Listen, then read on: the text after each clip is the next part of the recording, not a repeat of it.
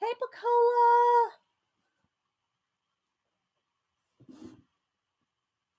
Hi, Trudy. Let's see if I can get this kind of straightened up here. So how's everybody doing? Are we focused? I'm going to have to refocus anyway when I zoom in. So this will be good for a minute. Be good for a minute. How's everybody doing? How was your weekend? Let's see if that's better. How's everybody doing?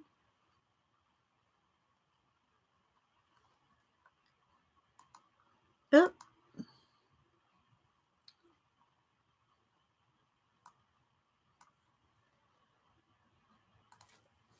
Pamela, hi G. Oh G, I said, oh G. Let me get my phone here. Darla, Barbara, Mitz. Get my voice going here. Got my juice. I'm making some hot coffee. It's not ready yet. Hi Kimberly, Joy, Ashley, Rain. I was charging up my phone. I think it's good for now. Let me go to my pictures here. I got to remember to tweet. I saved it here somewhere. Where is it? Here it is. G Brody on Instagram. She did a little drawing. Let me turn the light down on my phone. She did this little drawing of me. It's like a little ATC size. That's so cute, G. See the clock around the bottom? So cute. Thank you, G. I know, I love it. I got to show that on the show. So cute. Hi, Shelly. I like your little pen and ink drawings. Your little blue, mostly blue, I think, but other colors. Hi, Liz. Hi, Miss Lena. Working and lurking. Debbie the Doodler. Who else? Shelly. Can y'all hear me okay? I think it's okay. Pamela, Elaine, Kayla. Who else am I missing? So thanks everybody for being here. Happy marvelous Monday to you too, Julie. Happy marvelous Monday. Did your boss like his well, it wasn't a swamp thing, his Yeti. Did he like his Yeti, Julie? Hi Kenny. Donna, I'm trying to scroll through, make sure Tez, that I don't miss anybody. Okay, Tez. All right, we'll see you when you get back. Hi, Janet.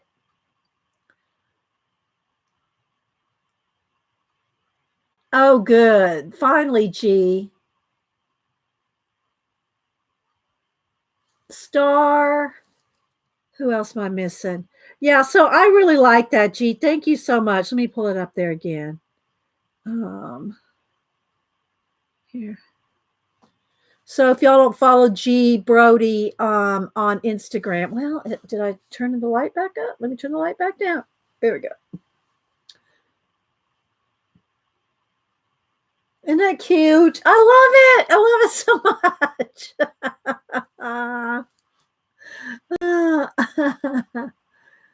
Let's see. Who else am I missing? I know I'm missing some people. I hope everybody had a good weekend. Okay, Taz, bye. Oh, you're welcome, G. I like your vids. I haven't seen you do a little I know it's because your hand. But I miss seeing your little mini journal flip throughs. Your little mini journal flip throughs. I always like those. Let me put something up here so you'll know I'm here. I painted my nails this kind of a fall color, but it's not quite dry yet, so I keep scratching it off.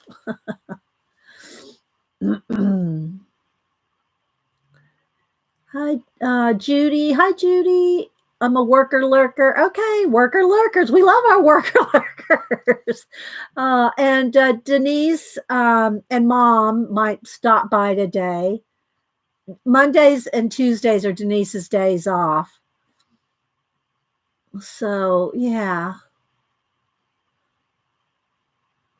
So if you're watching this video or a recording, I usually stream 9 a.m. Eastern Monday and Wednesday, but I come on about 8:30 just to say good morning to everybody and chat for a few minutes.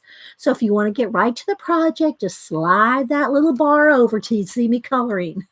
Adult coloring, that is. Oh, and speaking of adult coloring and all the COPA stuff, apparently in the actual FTC law, there is a middle ground provision that YouTube did not tell us about. Apparently, there is for general, it's just like general audience or for both adults and kids. That's in the law. They're not coming after you unless you are targeting kids and don't say so.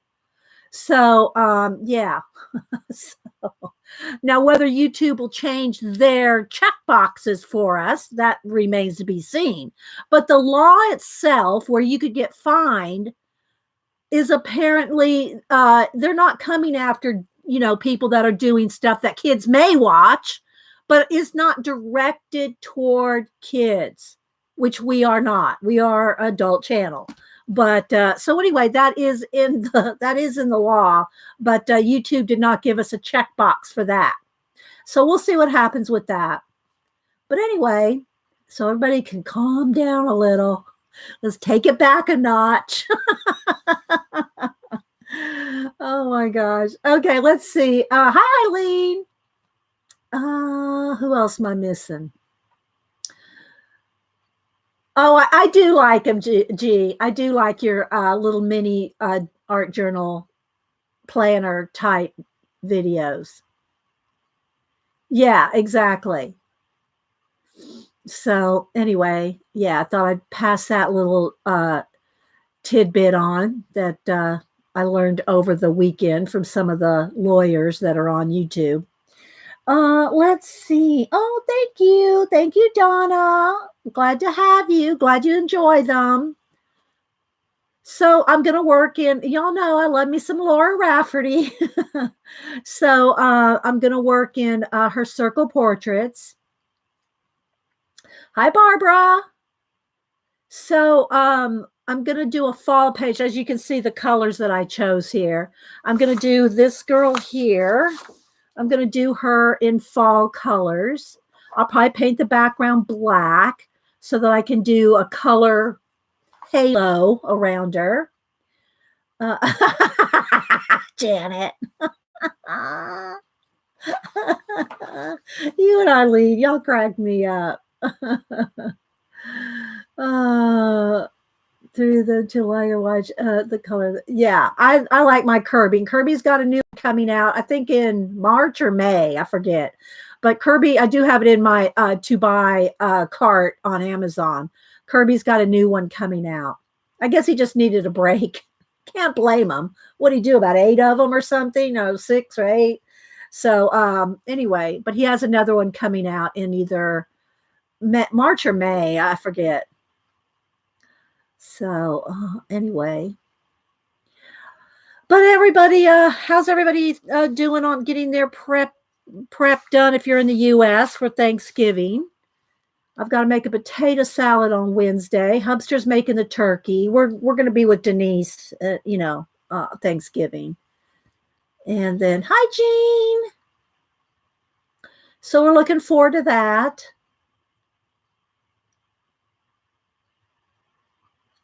Let's see. Hi, Kimberly. I'm just scrolling through to see anybody I missed. So I don't know. Denise and Mom. Now, Mom, I don't know if she'll chat. Denise, if she comes in, she may say hi. Um, Mom doesn't really chat in chat. She watches, and she'll if she has anything to say, she'll text me. She'll just text me. Oh, but anyway, let's see. I said hi to Kenny, Elaine. Hi, Pencil for Life. So yeah, so I come on Monday and Wednesday, 8 a.m. Eastern. I mean, I'm sorry, 9 a.m. Eastern, but I usually come on about 8:30 to talk a little bit. No cooking in over 30 years. Why, G? Is somebody else cooking for you because of your hand? That'd be nice. Yeah, Julie. Oh. So let's see. Who else am I missing? So one of the I'll show you this. Let me get the original here. So one of the comic book guys that I follow on Twitter, if you want to follow, if you're on Twitter, you can follow him. His name is Matthew Wheldon. And he's an awesome artist. He's an awesome artist. He doesn't color. He's an awesome drawing artist. And he drew this picture. I'm going to show you the original and then I'll show you what I did. And one of the girls, another artist girl that I follow, loved his picture. I did too. And she wanted it colored. And I said, well, I'll color it for you. Her name is Siege. I said, I'll color it for you, Siege, if Matt doesn't mind. And Matt goes, no, I don't mind. So he sent me his baby Yoda drawing. He sent me it so I could color it for Siege. So isn't it the cutest little thing? So that's his drawing. And so here's how I interpreted it. If y'all haven't seen the baby Yoda. So here's my interpretation of the baby Yoda. So there's my coloring. So yeah, there's a drawing and there's how I colored it. Thank you, Galena. So yeah, I did that. It didn't take long. It took about an hour. To do. And let's see, what else do I have over here? So I'm going to get to the mail. I don't know if Colleen comes in. I'll mail Colleen's paint taco, and a couple other things. Siege's thing. I'm going to go to the post office tomorrow. Hi, Melody. Did you know? Oh, Melody, you did not answer me when I asked you in text if you went to the doctor. Just say it. Do I have to call you out? Have you gone to the doctor? Just asking for a friend. Just asking for a friend. Hi, Zeely. So, hi, Ro. Said hi to Galena. I said hi to Kimberly 557. I know I'm missing some people. Well, I think you might need to. Just saying. Don't make me come to Malaysia. Melody. Hi, Stacks. Let's see. Pamela. Who else is here? Let me go ahead and tweet, guys, while I'm thinking of it, because I always forget to tweet. I just figure, well, the people that know I'm here, y'all know I'm here. So anyway, thanks, guys, for the thumbs up. Yeah, exactly, Jean. Don't make me come over there. Has a whole new meaning. Exactly. All right, let me go ahead and tweet this out here. Coffee and art in the morning live. Let's put a little coffee cup. Oh, where's my coffee cup? Oh, I lost the coffee cup somewhere because other things that I've emoted over. Let's see if I can find the little coffee cup real quick. Scroll over to the food. Where are you, little coffee cup? There it is. Sorry, guys. Once I have get my voice going. Let's see, link in profile. And I did take a picture of that before I messed it up. Let's see. Post the picture and add that and tweet. Okay, we're good.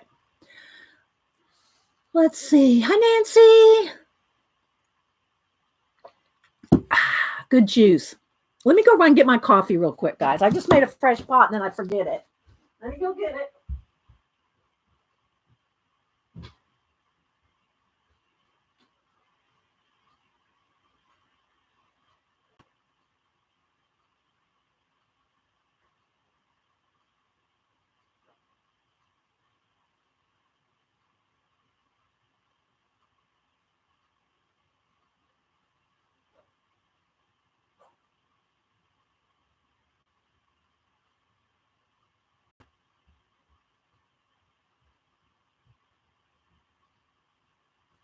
Okay, coffee.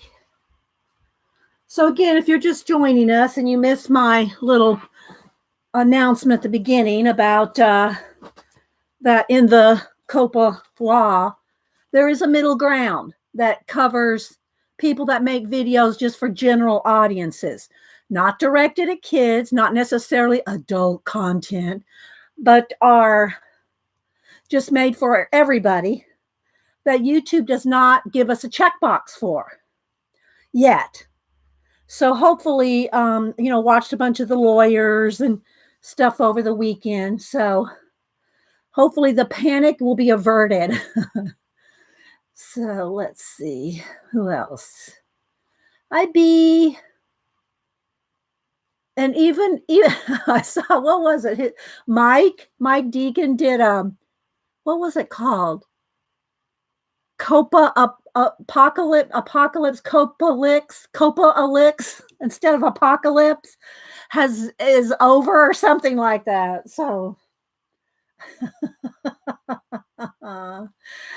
yeah, Melody. So hopefully that YouTube will adjust their check boxes. But the one that you have to really worry about is the law, right? That you can be fined. And apparently there is in the law the third option of it's for both. It can be for anybody. It's just general audience. It's not directed at kids. It's just anybody can watch it. So anyway, we'll see if they put that in there. We'll see if they give us an option. Hi, Jerry. Who else? Oh, let's see. I said a B. So I got my nice hot coffee here for, let me move this. Coffee and art in the morning.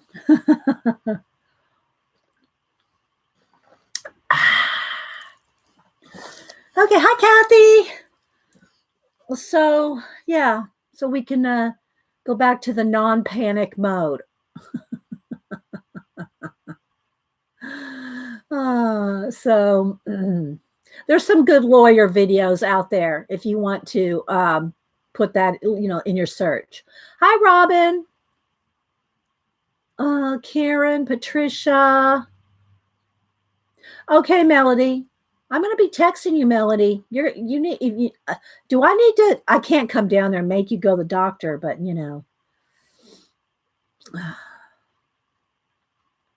So yeah, YouTube sure knows how to mess things up. Oh, I know. There's all kinds of things going on all the time.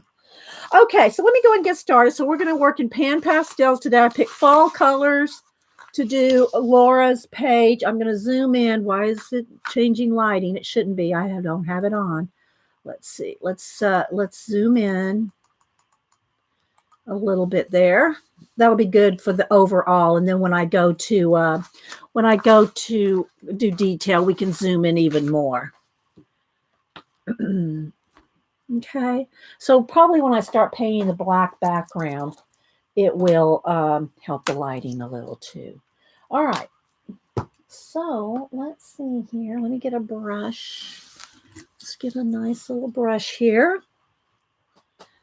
And you can come over here. I know, that's true, Melody. That is true. Okay. All right. So let's go ahead. I think I'm going to put something behind here because I don't want a black square on my barnyard paper. Let's get something here. Let's just get a piece of something.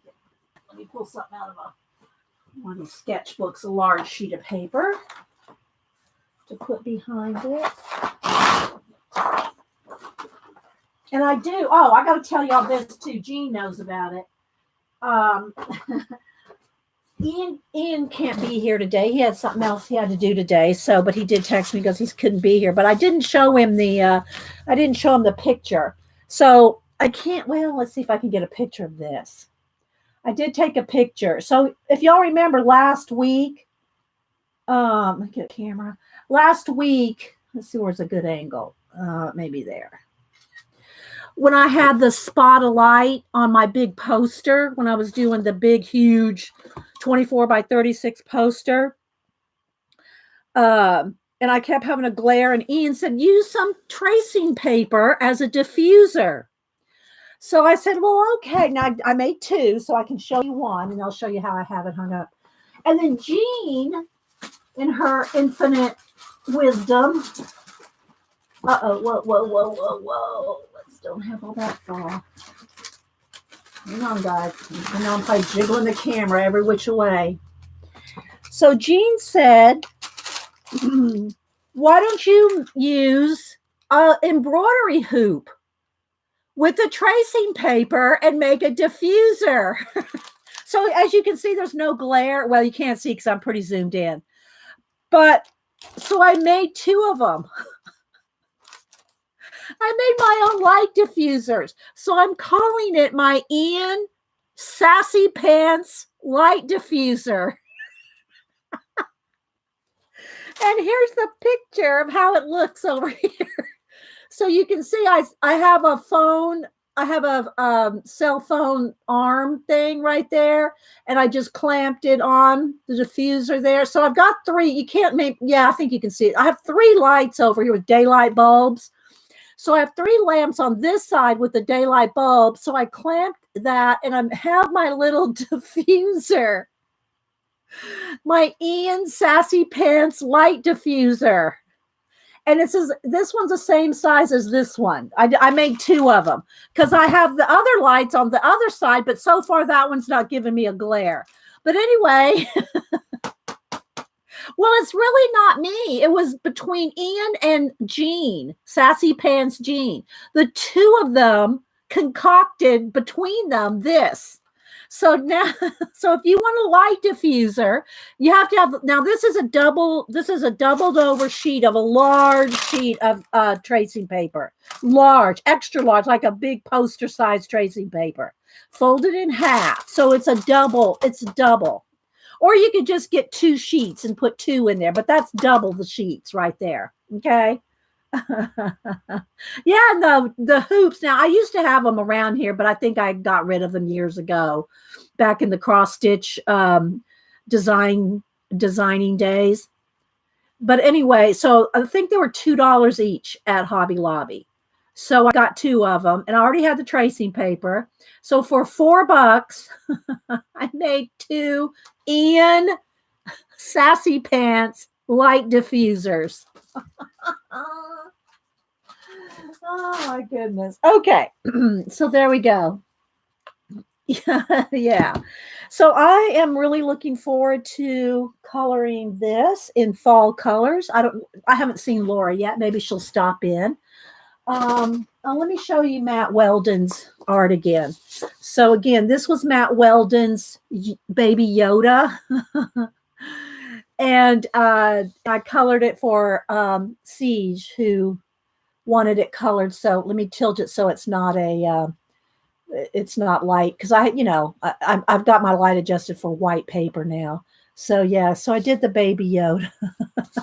I gotta send that out tomorrow. Oh, and also I don't see her here, but Kathy Berg and Terry, I think it's Terry. No, I don't think I saw Terry L either. Anyway, Terry L was talking about this book on Twitter, and Kathy Berg said, "Oh, that looks good." I said, "Well, Kathy, are you making art journals?" I said, "I think I have that book. If I can find it, I'll send it to you." So I did. So I found this book. that Kathy Berg and Terry L were talking about. So I'm not making any books anytime soon. So I told her I would send her this book. It's an older book. Let me see what the year was it came out. I think it's probably out in paperback now or softback. 1995. So this was put out in 1995, and it's a great, yeah, Eileen, I of course Eileen has it. But anyway, it's sitting on my shelf. I'm not using it. She can use it. So I'm sending that out to her tomorrow too. So let's see what other stacks of stuff I got to mail out. My choline paint taco. If y'all don't know what that is, I got to get crack-a-lack in here. So Colleen was talking about paint. The acrylic paint, when it dries, you can peel it up, and it's like paint skins. Well, she wanted some paint skins, and she also didn't have any. She didn't have any of these lids for. Whoops! She didn't have any of those lids for paint palette. So I'm going to send her some lids, and then there's the paint. All the paint skins are in here. There's a stack of them. So I told her I made her a paint taco. So I'm going to send Colleen a paint taco. I'm sorry, that tickles me. Okay. All right, so let's go. She's excited to get them. I know, right? All right, so, baby. Oh, you brought me a toy. You can't come up here. You'll have to go down here. Come on, baby. You can't come up here with the pan pastel. You can stay if you stay on that side. Stay on that side. Don't come over here. Don't cross the line right here. Do not cross the line, baby. No, I'm gonna have to put you out. I'm gonna have to put you out. Oliver once up. He even brought me a toy. It brought me a toy to play with. Okay, baby, come on. We gotta go. We got to go. You got to go. I'll give you one chance to stay on the floor, and then we're gonna have to shut you out of the room. All right, let me get situated and sit on my squeaky chair and sit on my foot. Hi, Colleen. Okay, so yeah, I'm gonna send that out tomorrow. Okay, so I just have my Laura Rafferty. Here's her book, Circle Portraits. I have done a couple of now the light you're seeing there glaring is from my overhead light. I do have my overhead lamp on, or overhead light, but my ceiling is like 20 feet high, so it's just a little bit of a glare. But I'm not going to get up there and put an Ian Sassy Pants light diffuser on my ceiling light. But I have colored a few things out of Laura's book. Here, this is the last one we did. We did this one at Halloween. And that's Pan Pastel. And then you can see we got stickle glitter on the side there. It's a little flashed out because I want it bright for the coloring. But then I tilt it and you can see the true color right there. And then this one, did this a while back here. This one was just a monochromatic. She did not have fangs. I gave her fangs. This one was a steampunk Valentine girl. Again, it's a little flashed out because I have the light nice and bright. This is another one I did with glitter on it. Maybe I got it too flashed out. I don't know. Let me see. It's easy to get it too bright or too dark. There we go. That's better. So, and then I also did the steampunk dandy guy, but I sent those to Laura herself. So anyway, this is her book. If you want to, it's on Amazon, and you can also contact Laura Rafferty, Circle Portraits. Oh, no, baby, no, you can't come up here with the pan pastels. Ugh, I was going to have to put them out and close the door. All right, so we're going to start by, again, this is just on a piece of sketchbook paper just to protect the table from getting all painty. All right, so if y'all have any questions, put it in caps. If you are look up above and see that, make sure you have live chat checked, not top chat, because if you have top chat selected, you will not see all the chat. You'll just see the top chat. So, and this will just take a minute. If it gets too tedious, I'll move on, but I kind of want to get the background in so that I can do a halo around it.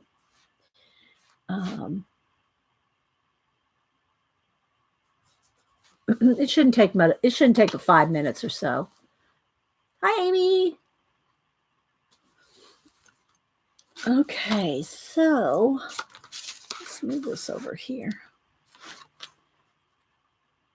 And I'll probably just turn it as I go in the circle. But I love these circle portraits. And then I'll do the edges. So let me just go ahead and do all the innards here. Try to stay in the frame. So what's everybody else working on? Not necessarily this minute, but like over the weekend. Is anybody working on anything fun? Whoops, got a little in there. Have to go. And one of the nice things is you can fix things with either white paint or a Posca. You know, you get in the, go out of line. I don't really ever worry about it too much. Shauna, how's everybody? Is everybody working on something over the weekend? I think Shauna videoed something over the weekend. I didn't. It's hard for you to make live shows, especially on the weekends, because do family stuff on the weekends. Playing with beads. Well, what are you doing, Jersey? Are you making beads, stringing beads, using beads like in journal jewelry? What are you doing with beads? Got to be a little more specific around here. Oh, good pencil. Oh, you're looking to get some color pencils, Cat D? Drawing and painting baby rabbit and polar bear. Are you doing that for Kathy's class, or did I miss something going on? Miss something going on, Elaine?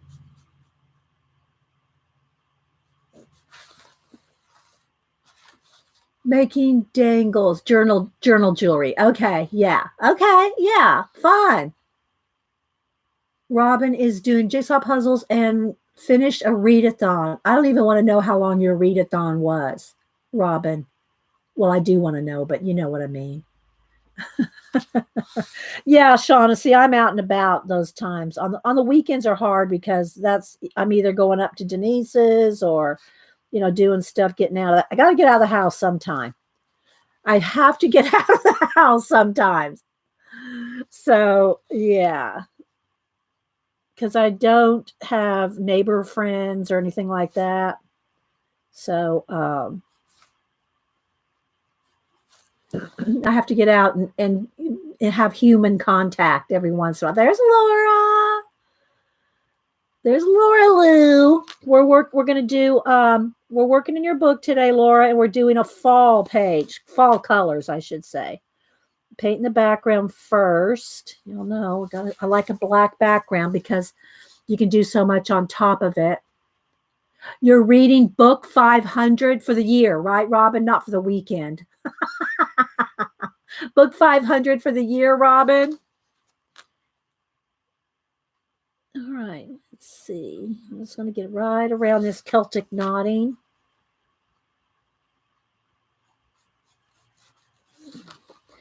And speaking of Celtic knotting, just reminded me, don't forget, guys, get you a composition book for New Year's. Of course, you could start it now, but if you want to be a part of the fill a composition book with one topic in 3 months, we're going to start. Now, I'll do a few pages because I have to have some kind of examples on New Year's Eve. I don't want to leave y'all with no examples on New Year's on the streamathon. You read 7 books on the weekend? Dang, girl. That's some reading. You got yours ready, Ashley? Let's see. Elaine said, petting and reading art for joy's sake. Oh, I know. You bought it, Elaine? You bought it because me and Janet got it? Yeah, Janet did an awesome job, guys. If you did not see, I got it sitting here. I haven't done anything in mine yet, but Janet did a page out of this book. It's all watercolor. It's a journal, but it's watercolor journal. Janet did a page out of that last. I picked up some crusty bits there. Janet did an awesome page out of it with watercolor last week. It was awesome. The comp book. What are you going to use to glue down stuff since the paper is so thick? Just a glue stick. I'll just use a glue stick. And the paper is thin, guys. You can't really. I mean, you could gesso it if you wanted to. You can't really use markers. And I mean, here's what I'm thinking. I don't really care if it goes through on some things. As long as you know it's going through. If you use a marker, if I use any kind of markers, it'll probably just be my Crayola Super Tips. But if you use any kind of marker, you know it's going to go through. On the reverse side, plan to do something that you're going to glue down. On the back side, just plan to, do something where maybe you wrote some information, like I'm doing glyphs and symbols. Maybe do a little glyph chart or something and glue that on the back where the marker came through. So there's ways to cover up, or another option is to work with what went through. So if you drew something and it went through, well, on the back side, use that like a shadow ghosted bit that went through, and maybe doodle on top of the ghosted side. Do you know what I'm saying? Use it to your advantage. Okay, let me put this on here now so I can paint all the edges. Use the ghosted side and work with it. Make it into something. It probably won't be the full on marker that you did on the front side. So just use it and make something out of it, or cover it up. You could always just cover it up with a piece of paper with something else on top of it. It depends on if you use it full strength without water, it might buckle it a little, but see, again, I don't mind that. But you want to test it. Use the back 2 pages or something. Use the back 2 pages of your composition book to test your markers, test your paint, see if it buckles, see how much water you could use without it buckling, and use the back 2 pages as a test sheets, So, I'm not gesso. I never gesso anything anyway, but I'm not gessoing it. I'm not matte medium it. I'm not, and I'm just going to use glue sticks for gluing. Maybe if I have a little, cut out something that I've cut out, drawn and cut out, stick it in there with some washi tape. Use your washi tape. Use whatever. There's no rule about how you complete your book. You can do whatever you want. You can gesso every single page if you want. Have it nice and wrinkled and crunchy. You can do like, and I can't remember, Eileen, you probably know her name. The girl that did the crunchy, fluffy comp books back in the day. What was her name, Eileen? And she'd wrinkle every page and ink every page. Wrinkle and ink every page. What was her name? This was I'm talking 10 years ago, at least, maybe 15. She's on YouTube. She was on YouTube back then. Okay, so anyway, so you could do whatever you want. If you want your book fluffy and wrinkly and inky, then do that. No, you can't glue all the pages. Tandy Baxter. Thank you, Julie Topaz. Tangy Baxter. No, Eileen, you cannot glue all the pages together and have one page. Hi, Paula. You cannot do that. So yeah, let me move this now. Let me dry that. Hang on, clean my brush.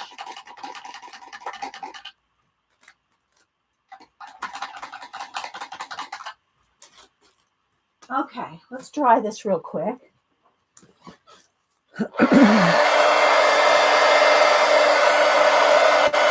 Oh, missed a little spot there. So I'm looking forward to doing the composition book project.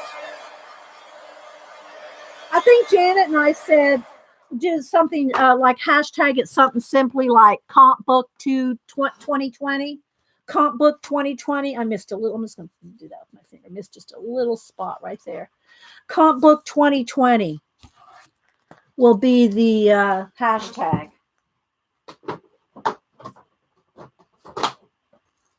And I'm probably going to, I know that everybody should have their comp books by the time New Year's runs around or gets here, but I'll probably do some comp book giveaways on New Year. Because most of us like to do giveaways on New Year. You don't have to. Let me move my camera down just a little here so I can get this just a little closer to me. I'll probably be giving away some comp books on New Year. It sounds fun. Good, Shelly. Comp books really fun. Yeah, I've seen them, Eileen. Let's see what else. Okay, I don't see anything else in caps, so we're going to carry on. So if you're just joining us, I am coloring in Laura, who was here at least a minute ago anyway, coloring in her Circle Portraits book. And after we get done here, I'll do a little flip of her book again. This is what is the best what you call it? Let me get here. Hang on. Linda Berry uses like these black and white comp books like this, right? She uses these comp books, but she says that she likes the ones made in Vietnam because the paper's a little sturdier, a little thicker. But I'm not really worried about that. I'm just going to use the kids black and white, wide ruled. I mean, I have dotted grid. I have the cream color ones. I have the floral ones. I got some just black and white, plain black and white ones. Because I just think it's easy. They're easier to find. You don't have to go search up anything special. I know Paula has a couple of like a journaling one, and you can get gridded. A gridded one would be good too. If I find, I don't know what brand. I don't know that it matters what brand, Eileen. They're pretty much all the same. Not really, Robin. I've just used it a lot of years. I don't know about being a pro, but thank you. And I don't have one right here in front. Let me go look, Eileen, just for you. Let me go get one so I can tell you what brand it is.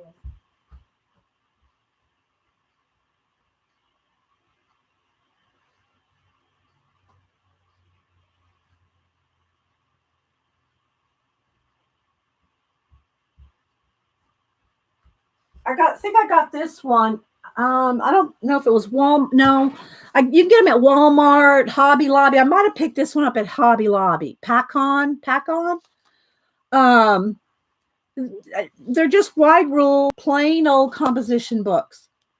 I don't think the brand matters. If you can find ones manufactured in Vietnam, because the paper's a little thicker, go ahead. I don't care. I personally don't care if it's thicker or not. Because like I said, I'm going to use anything that, here, let's take a rabbit trail for Eileen.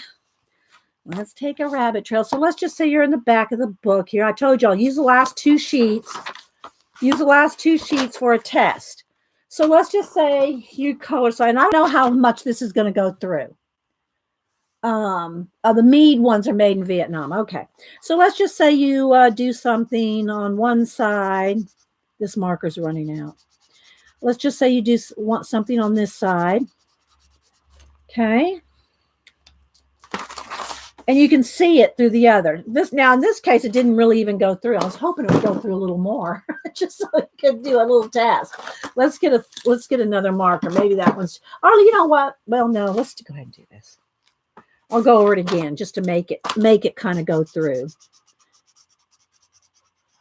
Okay, I'm going to try to make it go through. Even though, see, the Sharpie super tips are so good about not going through that, you got to work at making it go through. But then let's say it goes through. Then on this side, you could do a couple things. You could either take a paper, you could take a paper and tape it in and cover it up with information on it, or you could use it as another side to do something else on, you know, and just doodle over it and leave it like that. Leave it not finished. You know, I just don't work. Oh, don't stress. It's no fun if you stress over it. Oh, okay. Come back here, book. It's no fun if you stress over it. Got to make it fun, or you won't finish it. That's what I always tell you guys on doing an altered book, collaging an altered book collage. If you pick a book you don't like I love Abandoned Places, but if you pick Abandoned Places just because a lot of other people are doing it and you don't like Abandoned Places, you're not going to finish that book. You'll probably you might be lucky to get 2 pages done before you go, I just don't like this. It's because you don't like the subject matter. So you need to pick, you know, whether it's an altered book, a comp book, you need to pick a subject that is appealing to you. It doesn't matter if, you know, not everybody's going to like glyphs and symbols. That's what I'm going to do. And whatever topic you're going to do, you better like it or you're not going to finish it. I'm just here to tell you, people, I've done enough art journals over the years to tell you, if you don't like the topic, you're not going to finish it. Hi, Katrina. Okay, so now let's see here. Let's just see this just kind of wrinkled just a little. It's not buckling. It's not got wrinkles in it, but it folded up a little on the corner. So just kind of roll it back out a little, just to flatten it back out. Okay, so now I'm going to start with Pan Pastel. I'm going to start with Pan Pastels here. Let's see if I can get both in camera. I picked out fall colors and a couple of skin tones here. And she's going to, you probably have orange and red hair. The last girl we did had pink hair. Yes, we're going to start with Pan Pastel. So where's my tools I had? Okay, so I had some tools picked here. Got me a sponge to blend on. This is my little palette that I use to blend on. Got a kneaded eraser for erasing. And I got a paper towel here for cleaning off the tools. Okay. All right, so I'm going to just start with, I haven't used one of these tools in a while. Now, a lot of people say, well, can't you just use makeup wedges or makeup sponges? It's not the same, guys. I'm not saying there's no makeup sponges out there that are not like the soft, SOFFT. They're called, oh, there's one here. It's SOFFT, soft tools that are made by Pan Pastel. They're Pan Pastel made for Pan Pastels. They are not the same. This spongy material is not like a regular makeup sponge. It is, I don't know what it is. It's not oily, but it has a feel to it. It feels different, just like the Pan Pastels are different than your chalky pastels. They are not chalky at all. And that's what I never tried them before because I don't like chalky pastels. And then finally, when I tried these, I go, oh my gosh, they are not chalky. So now I love me some Pan Pastels. All right, so let's move these up here and move the colors down here. I'm just going to start with, let's just see here. I'll just start with a peach color face here. And they're so concentrated, guys. They are so concentrated. They're about the same price as a Copic marker, each one. Maybe even a little cheaper than a Copic marker. Because sometimes I see Copic markers are like $8. I think these run about $5 each for a pan of Pan Pastels. The difference is your Copic markers. I think I got a little bit of color on them. I have to erase that out. I had a little bit of color left over. Your Pan Pastels are so concentrated and they're just never going to run out. I'm going to put a little more pink in her cheek there. And whereas your Copics will run out, you can refill them. Let me do some pink on her lips. But But these, you're not going to run out. You're just not going to run out. All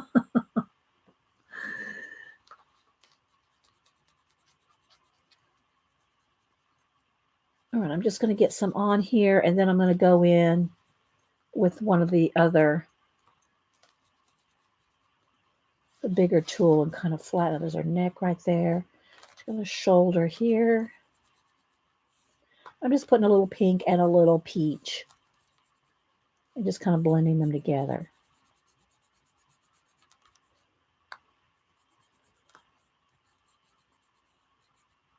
You can see through her hair a little bit there. All right, let me get this bigger tool here now and just kind of smooth it all out.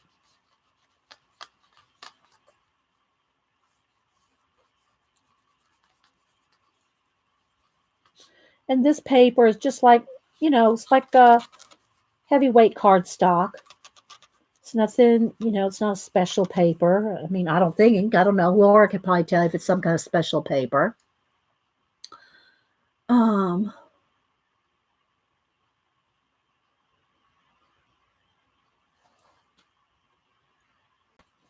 right, so there we go. We got a nice base coat. And we're going to shade it. And now, before you do it, and here's the other nice thing about pen pastels.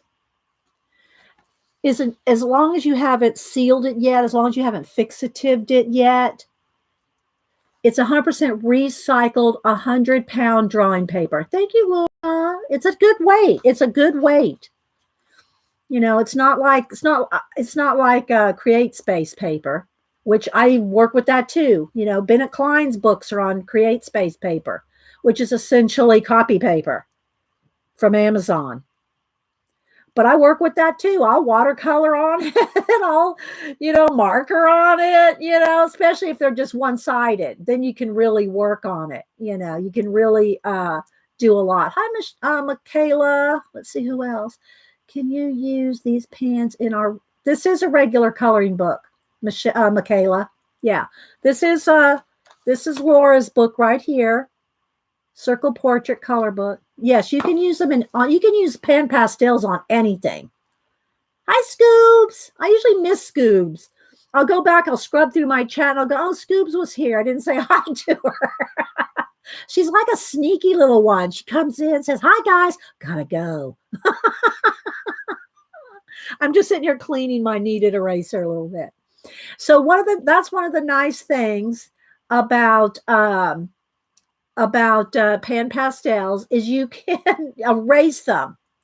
Getting ready for the next. Okay, bye, Robin. Thanks for stopping in. Impressed with your reading speed, girl. Hi, Teresa. All right, so I'm going to go through here. First off, I'll get rid of any.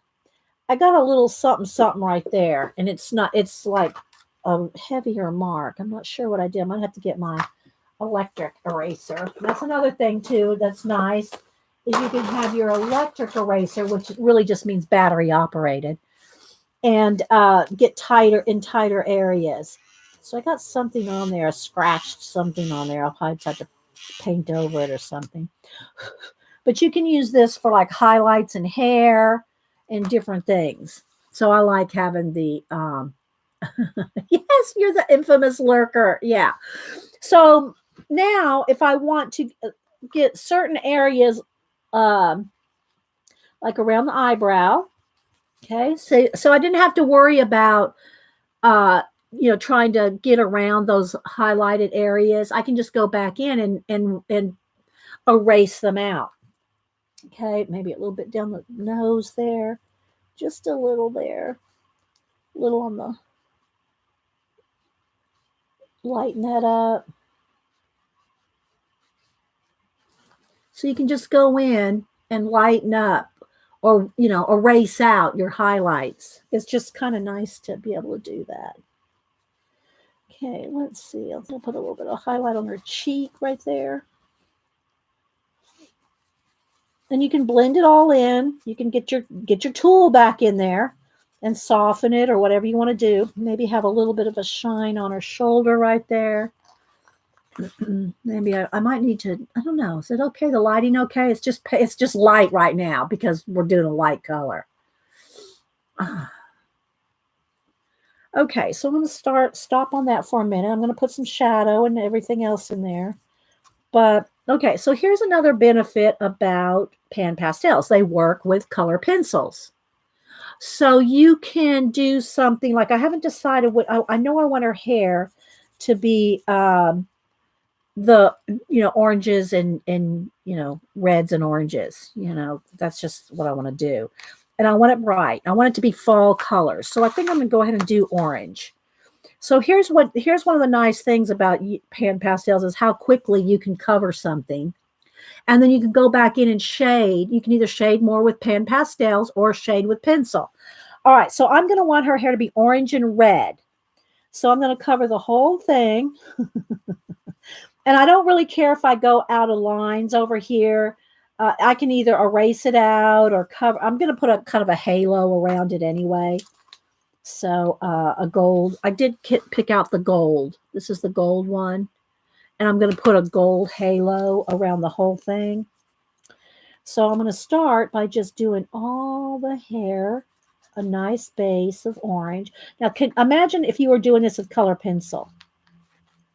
First off, you couldn't just color a solid orange on there very easily without burnishing it. Oh, I forgot her ear. Gotta go back and do her ear. Without burnishing it to get this good of a coverage, right? But because you can also erase, like right in here, there's part of the little Celtic knot behind her hair. Well, I'm not worried about that because, whoops, and same for her ear, because I can just go in here and erase it. Okay. Just get it. I can go in here either with this or make a point on my kneaded eraser. See, and just erase it out.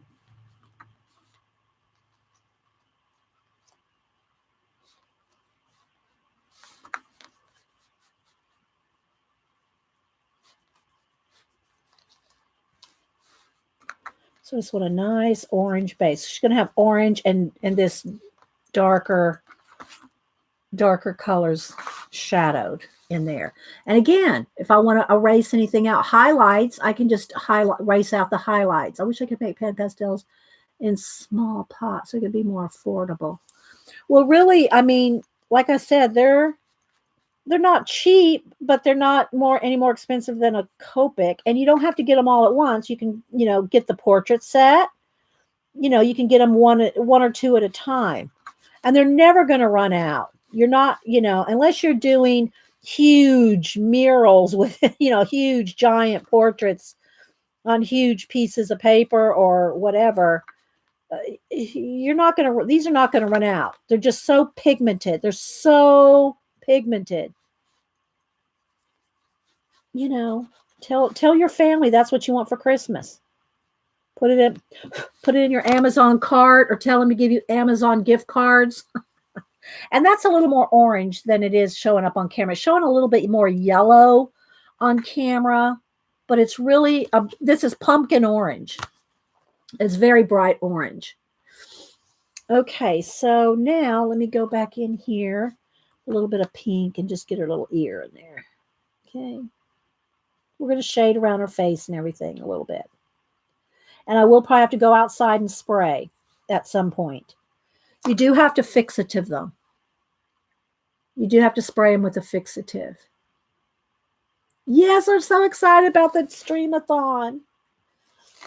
Okay, so I can just get in there and get in those little spaces, any place. I'm going to do some color around her face. I'm not sure yet.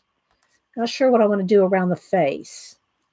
All right, so here's what I'm going to do with the Celtic knots.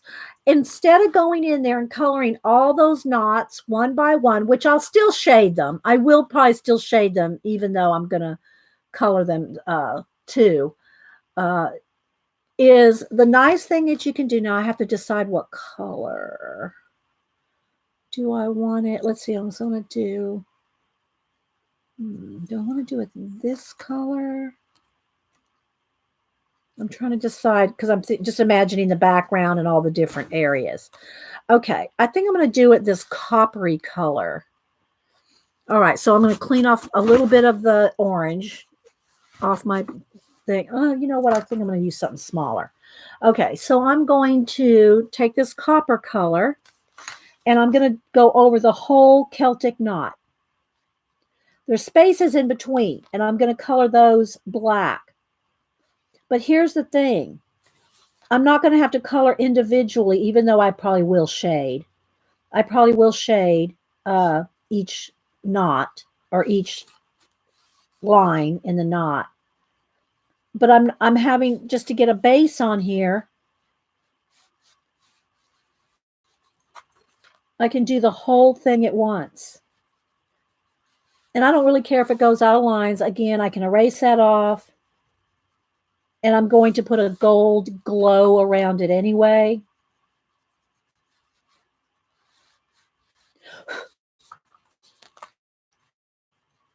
So I'm going to go all the way around.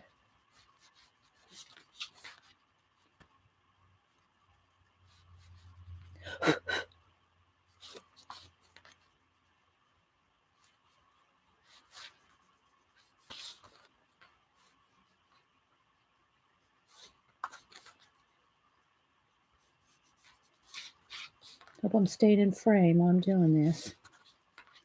I still have to decide what color I want behind her face. Because I'm trying to keep it fall. Fall colors. I don't know, maybe a blue sky. Would that be too... Would that detract from it, you think? All right, so you see, you can still see the lines of the knotting, right? Hi, Devin. Anybody else I missed? Don't forget, guys, you want to talk to me, put it in caps if you're talking to me. Okay, so I'm not really worried about going in here and erasing, but just to show you, you can. This is just acrylic paint, right? You can go in here and you can erase it, right? You can go in here and erase it around the edges if you get too much, or you can go in there really tight. Just make a point like that. Just make a point and get in there really tight. So I got to decide on the background behind her. I don't want green or blue. Oh, I mean, I could use a pale blue like a sky. I'm just trying to decide what color I want behind her face. Because this is going to get, look, this is going to get darker. This is going to get darker here in a minute. What do y'all think? Do you think blue? A blue sky behind her?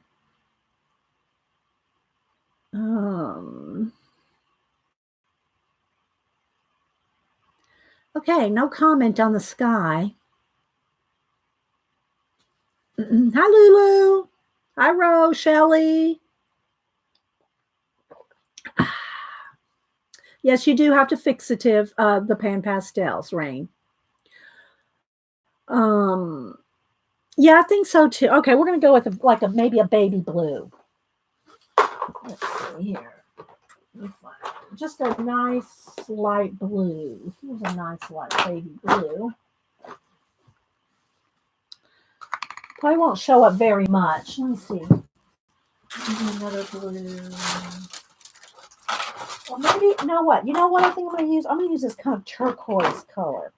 I'm going to go with this color instead. I'm going to go with that. And just keep it solid. Might have a little shading to it, but all right, let's see. Let's clean this tool off. Get the orange off of it. Let's see. Who else am I missing? Anybody else? Welcome, everybody coming in. Amy, Mary. Thanks, everybody, for popping in. Okay, so let's go ahead and get a little bit of the coppery color. And it's not the I have the metallic copper. This is not the metallic copper. And you got to keep cleaning folding over your kneaded eraser Otherwise, you're just moving stuff around instead of erasing. All right, so let's get in here now with the blue.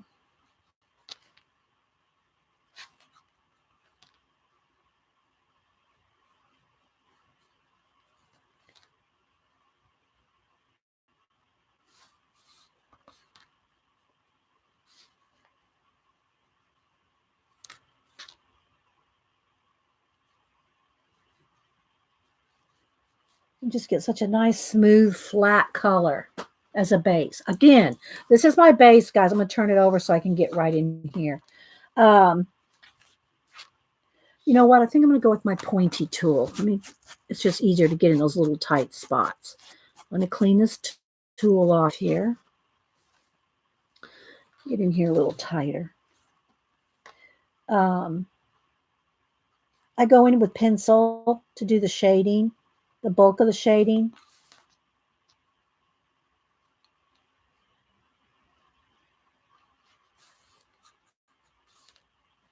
Well, this color's a little darker than I wanted it to be, but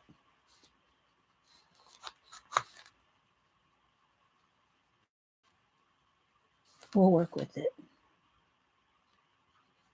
Because when I get all the other colors on that are really dark, this will look lighter.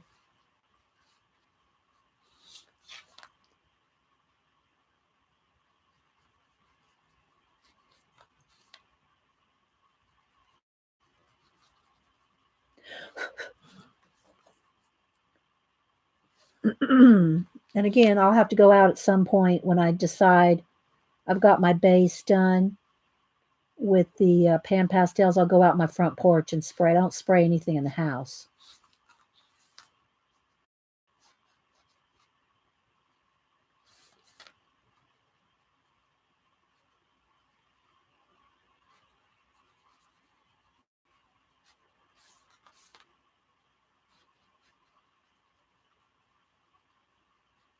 So Janet got her some new. Have they come yet, Janet? Your new pan pastel colors. She already had I think the base set or the portrait set or something. She went and got in her for her birthday. She got some more colors.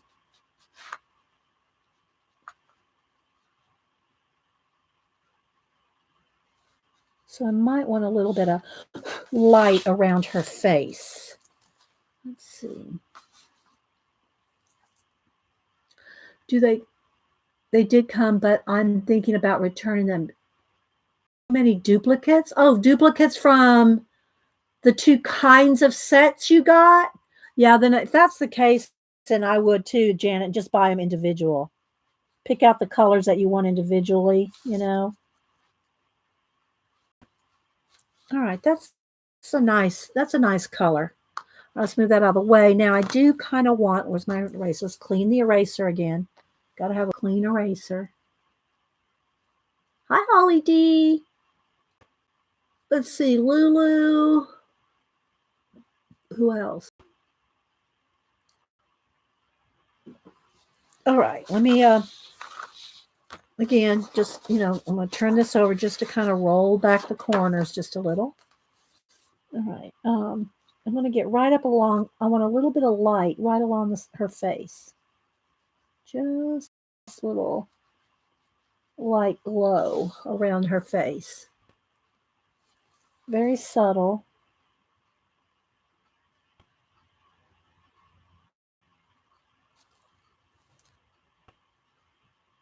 But you want to do all your highlights or anything like that before you spray it. Because once you spray it, I use a final fixative because it smells less.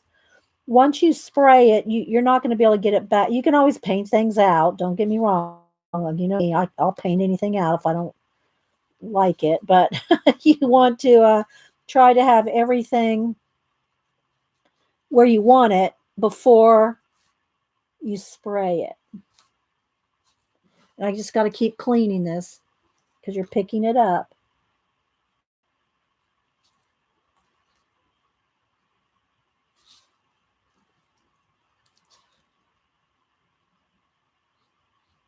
All right, there we go.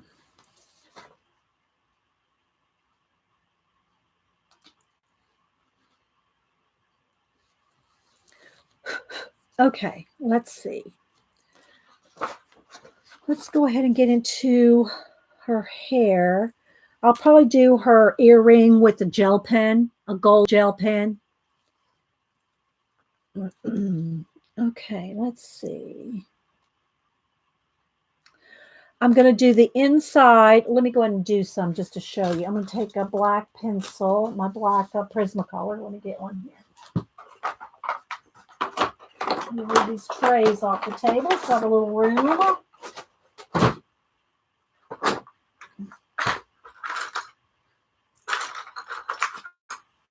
Let me sharpen. Got my little bowl of about 5 sharpeners in there.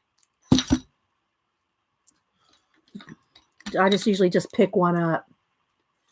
I would be Carol. Good to see you here. I don't usually see you on Facebook. Okay, so what I'm going to do is in between, I'm going to color the black background. Let's look at it real close here so I can decide where they are.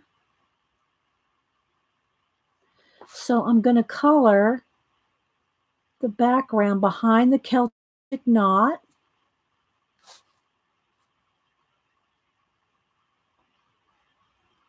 Fill it in like this. So I'm not coloring all these knots individual, although like I said, I will go in there and probably shade them either way. Now, I'm not going to do all this right now. I'm just going to show you where we're headed by coloring in behind the knots.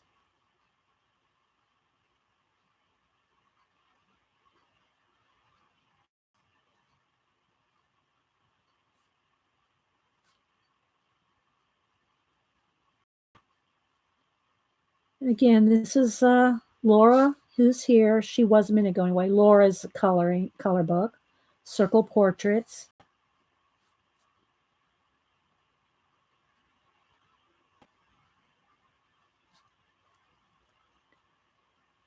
And the thing about the pencils is, you know, you can get much more detail. It gets sharp in there, so you can see where I'm going with it, right?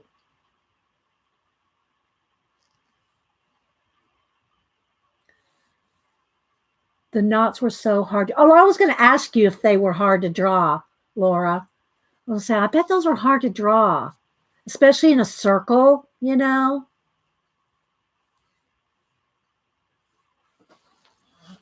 But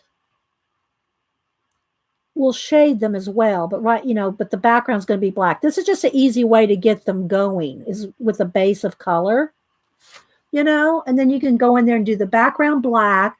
And then now I can go on top of the pan pastels and do a little bit of, sienna shading on top of it. And I could also do highlighting with a Posca. Hi, Michelle. I know I'm probably missing people coming in. I see Paula. I need your address, Paula. I'd messaged you on Twitter. I need your address if you want that painting.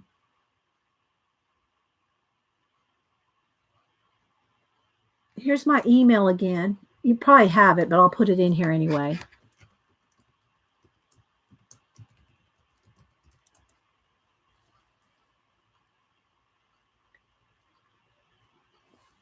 Okay, so I know. Again, here's her. This is what the cover of her book looks like, guys. And I'll do a flip of it when we back out. When I back the camera out so you can see the full thing. Okay. I just didn't want you to forget if you want the painting.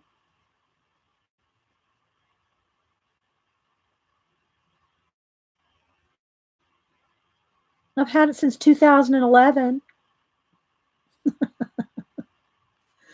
And yeah, I'm just gonna send it and we'll because I'm not doing, can't really do tracking and all that to Canada. So, but I want you to have it. So we're gonna take the risk. We're gonna risk it, Paula. We're gonna risk it.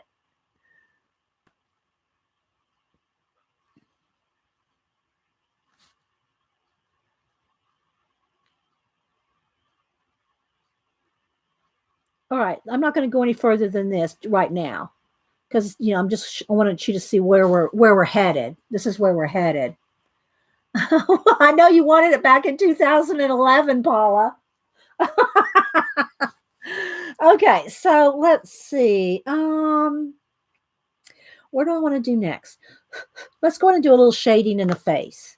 So now this tool is and this tool, the pointy one, does wear out pretty fast. You can take it off and turn it over and use the other side too. But this one will wear out the fastest. It's the thickest one, and you got to be careful putting it on the handle. You only have to replace the little sponges. You don't have to replace the handles ever, right? Okay, so let's see if that's cleaned off enough to. Don't want any blue streaks in her face. Okay. All right, so now I'm going to get my little sponge to do some blending here. So I'm going to put some peach and a little bit of this copper color, a little more pink rather.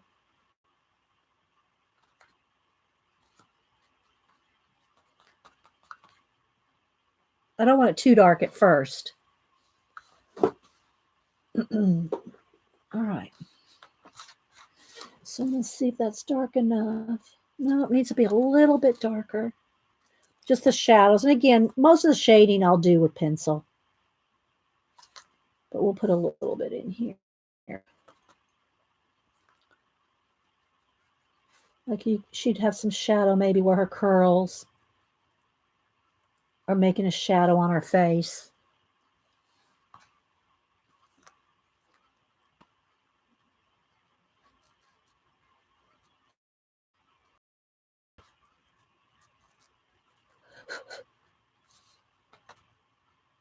Okay.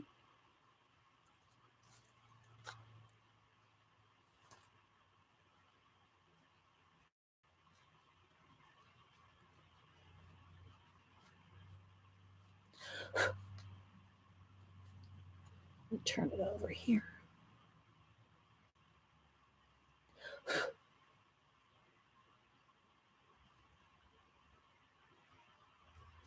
I'll go back and blend it a little.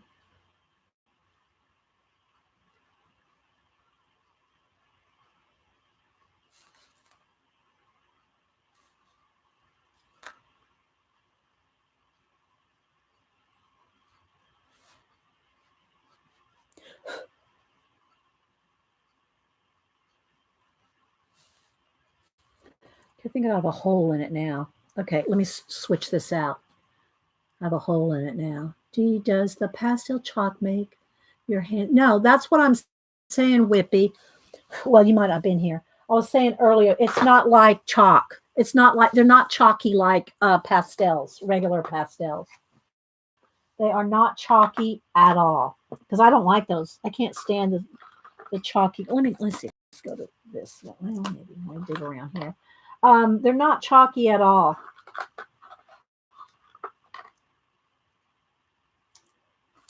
This one I tore, but let's see here. Totally different than regular pastel.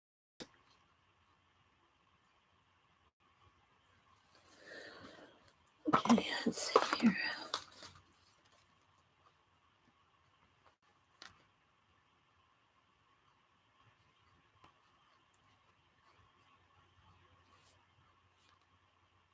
Do a little shading. And they're just so blendable. They're so easy to blend. Okay, I want to get right under her chin. I got a little bit of the color there, and I want to make sure and have that little light glow around her face.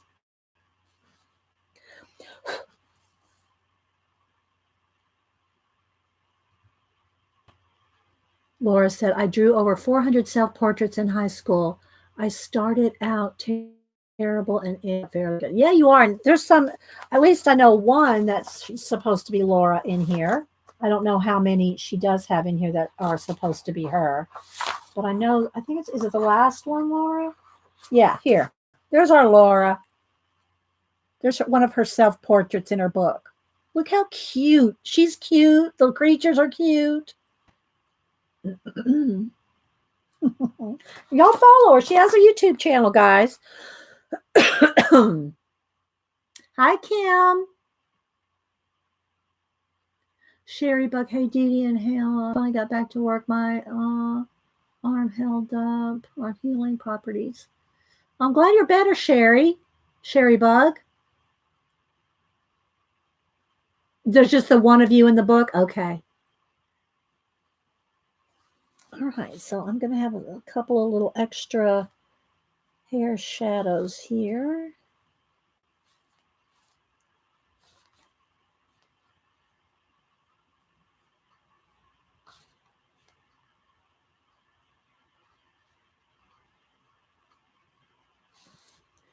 Okay, and same thing down here, like the shadow from that hair right there. See?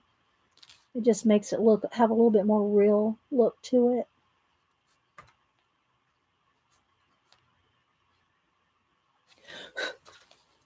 And she has some freckles on her shoulder. I'll do those in pencil.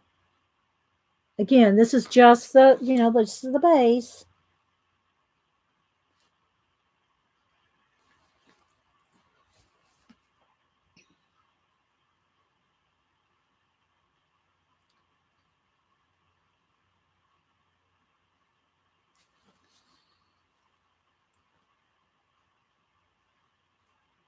You got this color book, Kim? I know. It is. Okay, so let's see now. Before I go out and spray, and then continue to work on details. Let's see. I got a little bit right there. I mean, like I said, you can always go in and get it in there with a white Posca or something. But if you can, try to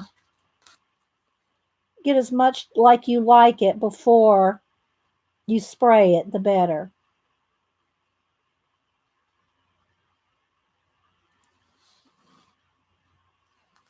And it's a little light. Let me tilt it just a little bit. All right, now let's go back into the hair. I want to add the red and then maybe some of the darker colors too. Now these colors, let me tell you what they are. This one is red iron oxide, and this one is permanent red extra dark. A lot of people ask me, oh, thanks, Whippy. A lot of people ask me about, do I ever use makeup on skin in your book?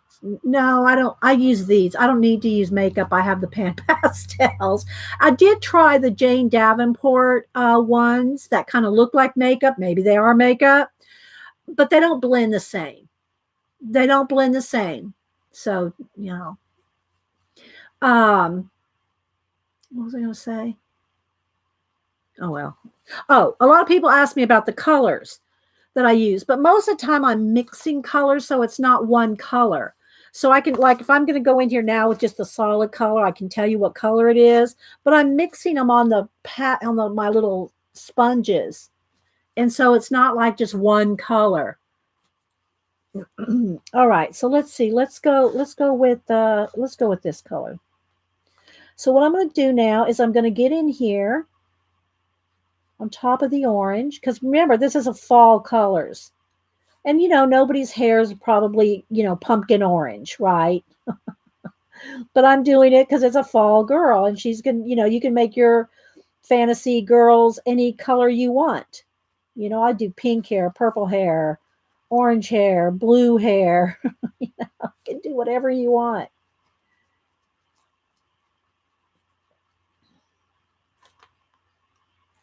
So I'm just going to kind of blend it in here. And just take your time. I always tell you, I'm going a little faster here than you would, I normally even than I would.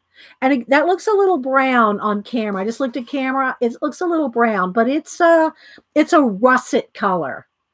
Okay.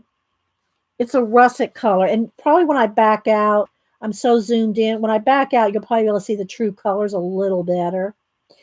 You don't have to go fast. And when I'm doing this stuff by myself, I'm not rushing. I'm taking my time, enjoying the process. But, to try to get it done, try to get a page done in, 2, 3 hours, I have to go a little quicker than you would normally, just, sitting coloring by yourself.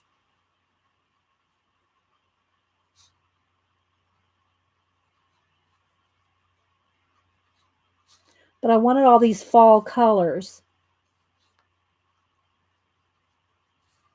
And if I don't finish, like I probably won't finish all the Celtic knot. If I don't finish all the Celtic knot and all that, I'll finish it. And then when I take a picture of it, I always post on Twitter, Instagram, and Facebook, um, all my color book pages and most of my art as well.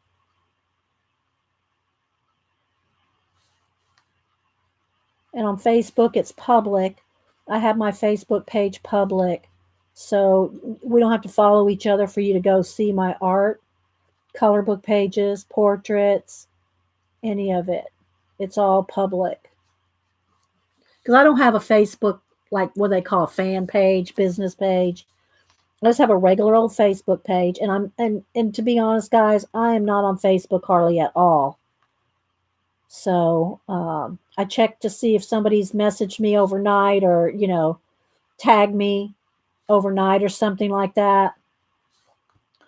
And if I have any art, because I post everywhere, I post it there too. If someone's tagged me, I'll go either see it, respond to it, and I'll scroll through for about 5 minutes, and that's it. I'm just not. I just don't enjoy Facebook. It's too. You can't keep up. It doesn't flow. You miss people's comments. I just don't. I just don't like it. And I certainly don't have time for a Facebook, business/fan page, whatever you call it, where you have your own I just don't have time for that. So that's just me, not saying anybody else can't do what they want to do. You do you. Yes, I color with pencils on top of this. I'll be coloring with pencils on top of this. And you can do all this work with pencil. Just take if I was going to try to do all this, with just pencil and not a pan pastel base, I can tell you it'd probably take, I don't know, maybe 5 hours added, 5 more hours than I'm doing here.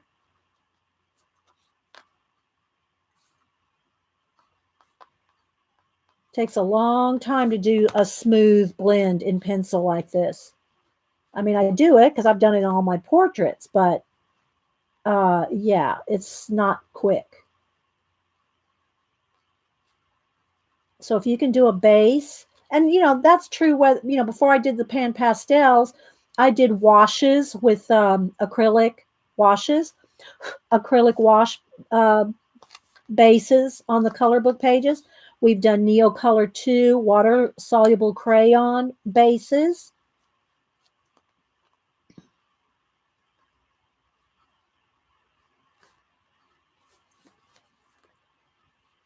Because look how fast the shadowing is going.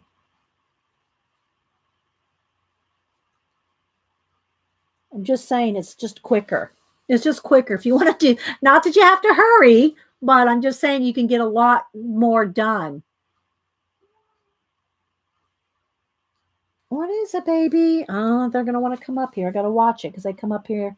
Remember the last time Malibu got in the pan pastel, she had blue, yellow, and orange on her fur for a month because you can't rub it out. It just expands. Just gets more. All right, so there's that. Now I'm going to go in and I'm going to see if I can do that dark red a little bit in there. Then the rest I'll do with pencil.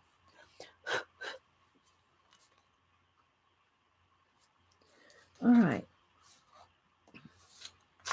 Let's go back in here with this color a little now. I'm trying to do these two colors, the gold and the what is it again? Red iron oxide. I'm trying to do a little bit of both of these first, and I'm going to go in here with this color last. So I'm just doing a little of both here.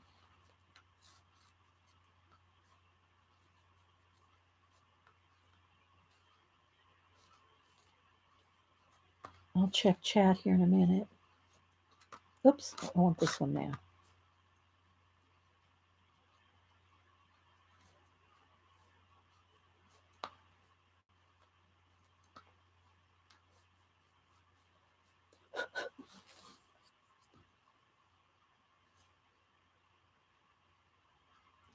Hey, Andrew, Karen, Rochelle. I said hi to Rochelle. I'm sure I'm missing some people, guys. Thanks everybody for popping in. Thanks for all the thumbs up too. And again, I think we had a little bit of more information over the weekend because I know more people have come in since I mentioned it earlier. We had a little more information over the weekend come out about the COPA, targeting toward kids, which we don't do. Most of us don't.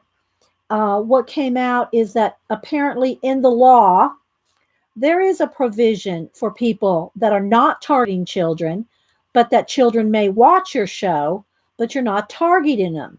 There's a middle ground in the law that YouTube does not give us the checkbox for. So as far as being fined and the law coming after you and all that, because you might have a color book that a kid might like to watch, but it's not made for kids, there's provisions for all that in the law that we didn't know about because YouTube didn't tell us. They give you the checkbox. No, baby, no, honey, you can stay over here. You can't get over here. There's no checkbox for it, but there is a provision in the law that says that you just have a general channel. You know what I mean? Yeah, exactly, Laura. It's I see you, baby girl. I see you, honey. I see you. Just stay on that side. So, everybody can, kind of relax. I mean, you want to make sure you're not targeting children. And if you do a video that is directed toward children, you want to mark it as such. Mark it as such. But for the most part, all of us do. It's an adult channel made for adults. Kids may like to see what you're doing, but it's not targeted toward kids. There is a provision for that in the COPA law. Okay. So, just saying. Yeah. Nobody's marketing for, I mean, you don't want to market as for kid. Oh, you're marking well, here's a problem with marking your, for kids, Laura. You will be demonetized. You will not have comments on your channel, and you will not be able to live stream. So you do what you want, but I don't think your channel is marketing toward kids. It's general audience. Exactly, Patricia. General audience. And there's more and more coming out, lawyers all over YouTube saying, y'all are panicking. You're not gonna, there's a general audience. You just can't market like that on your checkbox through YouTube. But it's not YouTube who's going to be the one fining you. All right. So,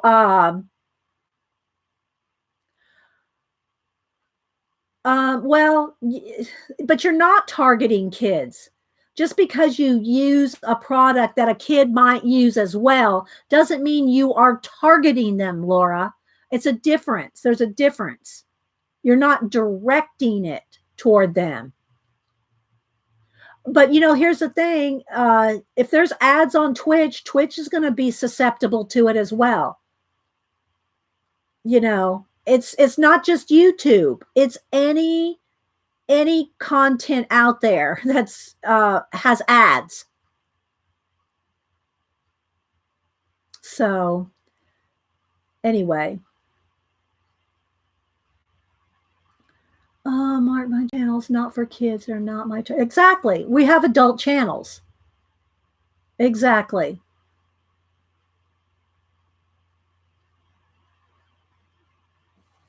Okay. Well, I don't want to just say, well, good luck to you, but it is what it is. I'm not deserting YouTube. I'm not leaving YouTube. Especially here. And here's the other thing, guys. If they're going to fine people, if they're going to go out looking for people to fine, they're going to start with the big channels. They're not starting with our little bitty coloring channels that are made for adults. They're going to go after the people that have 1 million followers, 500,000 followers. They're going after them, and you can be sure all the information will filter down to us. It'll filter down to us ahead of time. You know. So yeah, make sure he reads that part about general audience in the COPA law, Laura, because YouTube didn't say. YouTube did not put that option. They put for kids, for adults in their checkbox. But the law has general audience. So go in there. There's a whole bunch of lawyers posting on YouTube about it, Laura. Yeah. For you to leave and all that. And, you know, people, you know, panicking over their monetization, and, you know, the law didn't even go into effect until January. So, you know, wait and see what happens, guys. Trust me, if you look for it, if you look for information on it, you'll find it. You know, don't panic.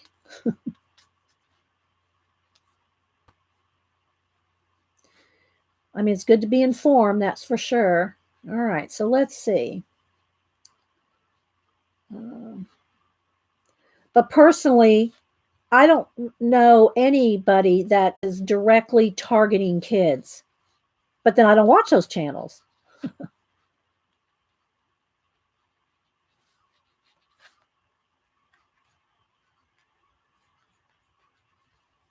And you can always sign the petition. There's a petition on practically every person that has like a lawyer, and there's you know, petitions and comments you can leave for the FTC. So there's lots of information out there. Okay, so there's the second layer of color in her hair. Thank you, Lulu. Now I'm going to go in here with the darkest color. Let's see if I can get in there. If I can't get in there with this, I'll just do this part with pencil, you know, with a dark maroon or something. But let's see if I can get in there a little bit, because it's tight. You know, you want to try to get in there a little bit, like in the darkest areas. And then I think I'll go spray it. I'll pick out a few highlights first, and then I'll go spray it.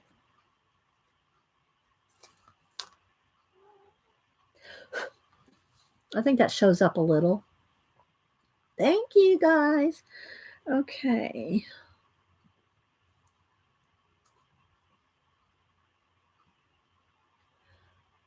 It's not about kids friendly, Amy. That has nothing to do with it.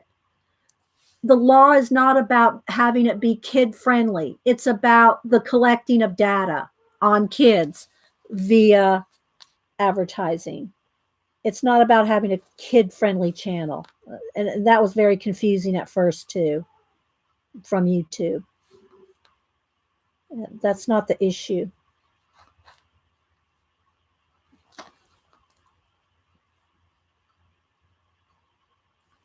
Not about the issue.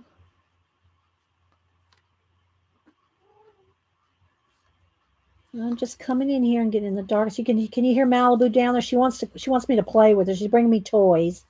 She wants to come up here on my table, which, you know, they can't come up. I usually close the door. I usually don't even let them in when I'm doing pan pastels. After what happened to Malibu, like, it was like she got into the dye bottle. She dyed her fur. She dyed her fur yellow, red, and blue. I know. Oh.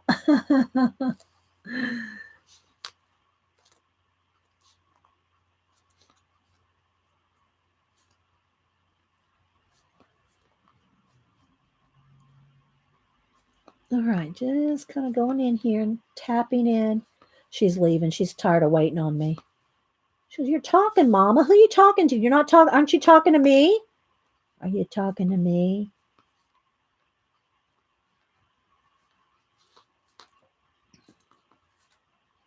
So I'm just getting some real dark areas. Again, some of this it's easier to do with pencil because these are the smallest tools right here, and they're really not that small compared to a pencil point.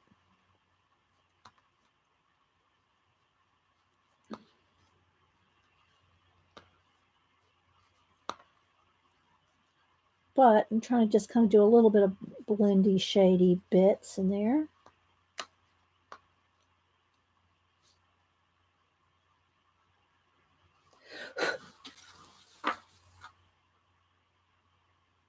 All right. The colors are a little off, guys. Like I said, that it looks yellow on camera. That is pumpkin orange right there, but it looks yellow on camera, but it's actually a pumpkin orange. And I think when I move back, when I'm not so zoomed in, you'll be able to see it a little better. Um, the color, true color. What do I spray with? I use Grumbacher Final Fixative because I haven't figured out how to use the I don't know if you call it the non-toxic stuff. I'm not good at spraying it evenly out of the mist bottle. So I spray it all outside anyway. But yeah. Hi, Kalora. Okay, bye. Thanks, Becky.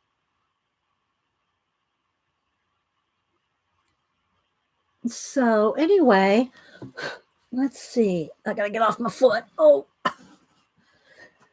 all right. Let's see here. A little bit more right in here. A little shadow, more shadow right there. A little more shadow, darker shadow right up against her face.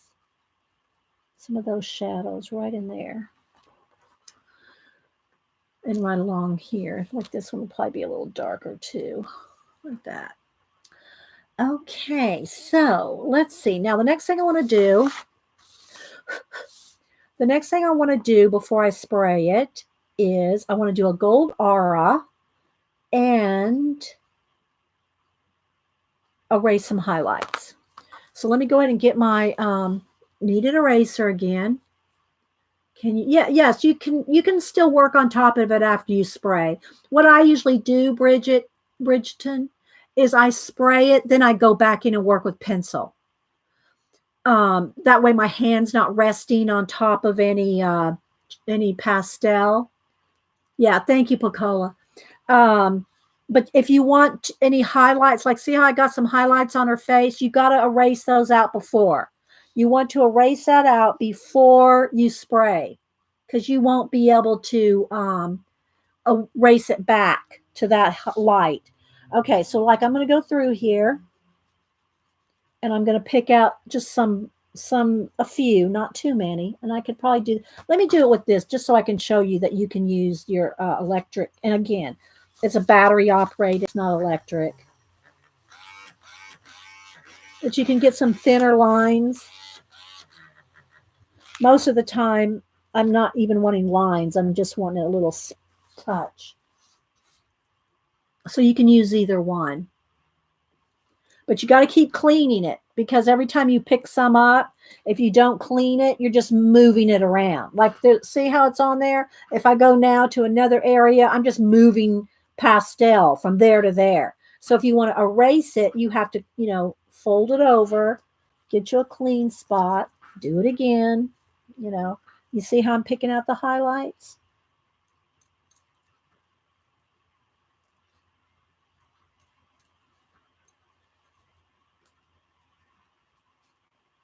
And you can always go back.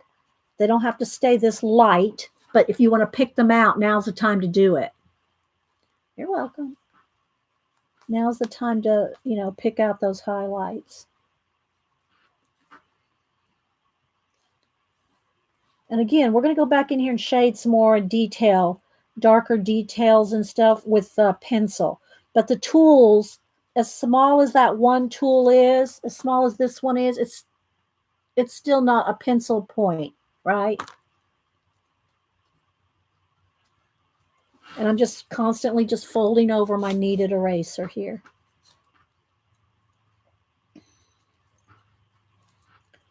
I'll just go through the whole thing.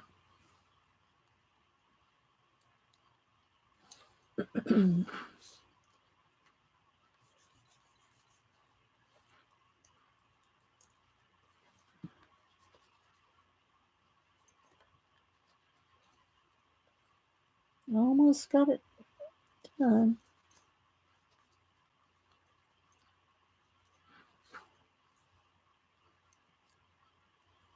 And I will show you Laura's book a little bit more of a flip through. And you can get it through Laura. You can get it on Amazon. And she's here, so if you want to follow her, say something, Laura, so they can click on your name. I have Happy Mail coming today, too. I don't know if the mailman will be here before the show ends.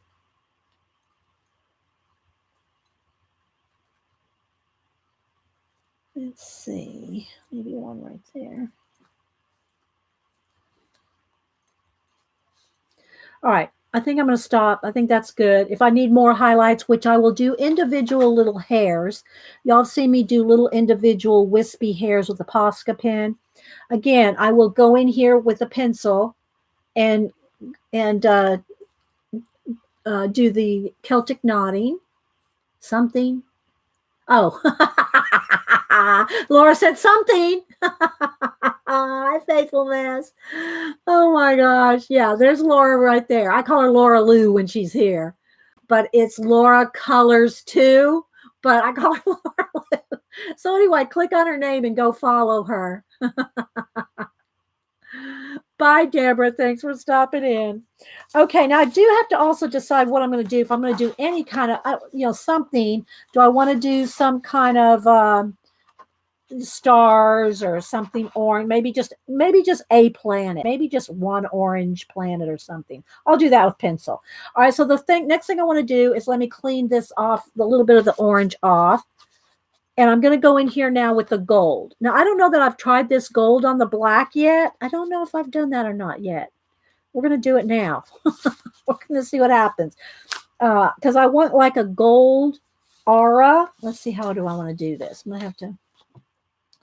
Yeah, there we go. I want just like a little bit of a gold aura. And I'll tilt it so you can see the shine in a minute.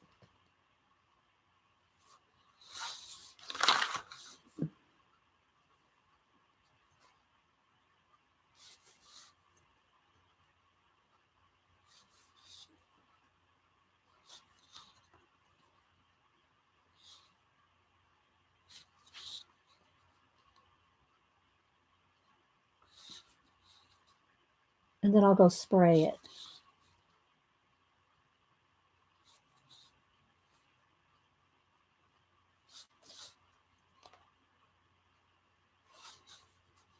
Going all the way around.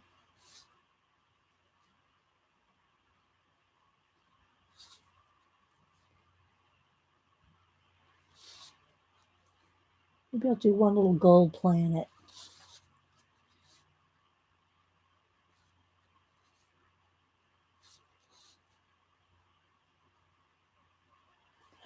Thanks for all the thumbs up and likes, all the likes, guys. I appreciate it. All right, let's see if we can see some of the shine. If I can get the light on that. It's not metallic. I mean, it's metallic, but it's not like glittery. It's not glittery. So it's just going to have a shimmer. Can you see that on the edge there? Can you see the shimmer in that gold? Right about there. I think you can see it. Okay. And then I think I just want one little gold.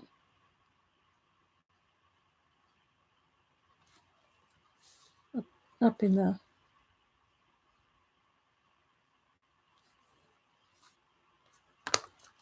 Yeah, I think I'm going to leave it like that. Okay. All right. So now what I'm going to do, guys, I'm going to go outside.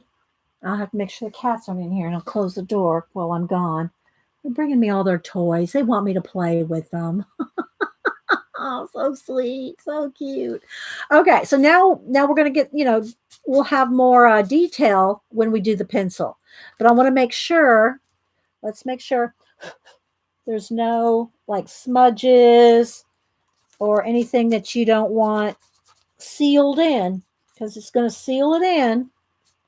So if you got any little something you want gone, I need a little bit of black paint right there. Okay. I think that's good for the so where I can go spray it. All right, I'll be back in just a minute, guys. Let me get my little friends here. We got Andy, we have Bob, and we have our Raven. Thank you, Colleen. uh, okay, G, thank you so much. And thanks for the little drawing me on IG. That was so cute. All right, guys. Let's see. Maybe Andy can hear. He can be busy there. All right. Wait a minute. I need to say this. Wait, well, let me see here. Let me show you here. Let's do this instead. This is an adult channel.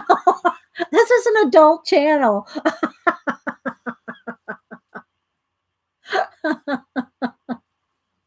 All right, guys.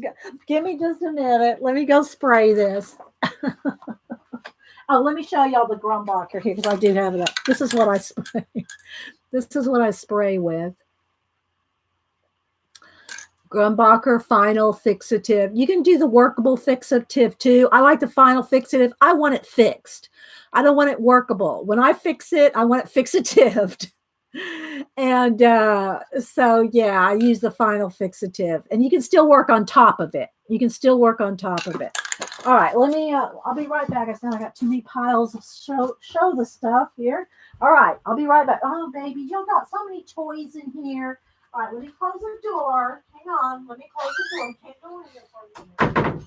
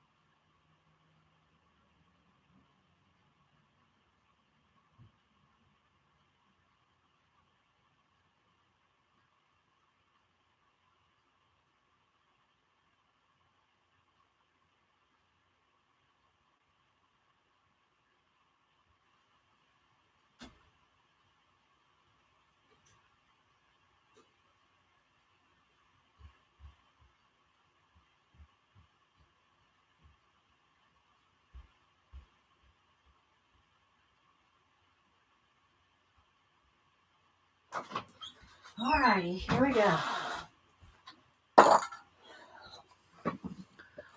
All right.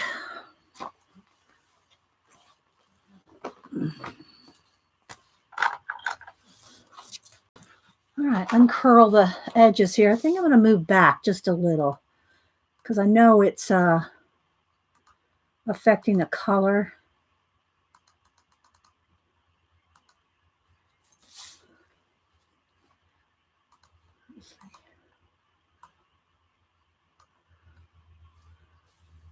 Still a little, the color's a little off, but I'm not quite sure why. I don't know what I did. But straighten out the camera. Maybe that'll help if I straighten out the camera a little. And I'll zoom back in here in a minute. Where do you get your fixative? Michaels and Hobby Lobby both have Grumbacher fixative. It's in the arts section, Colleen. So, and hi, Judy. Who else am I missing? Gail. I said hi to Gail, I think. All right, so that's a little bit truer color anyway. It's still not exactly, I mean, I'm telling you, this is a color of a pumpkin. But if I turn the color down too much, or the brightness down too much, that's a little better. I'm too dark, but the picture's better. Like a nice red tan there. But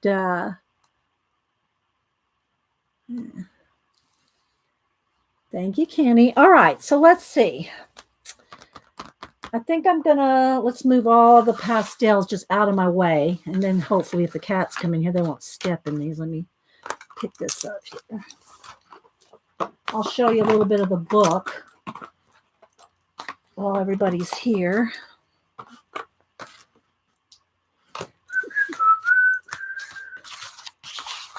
All right. And let's flip that over so I'm not getting this everywhere. Clean little paper towel. Got my pencils. All right.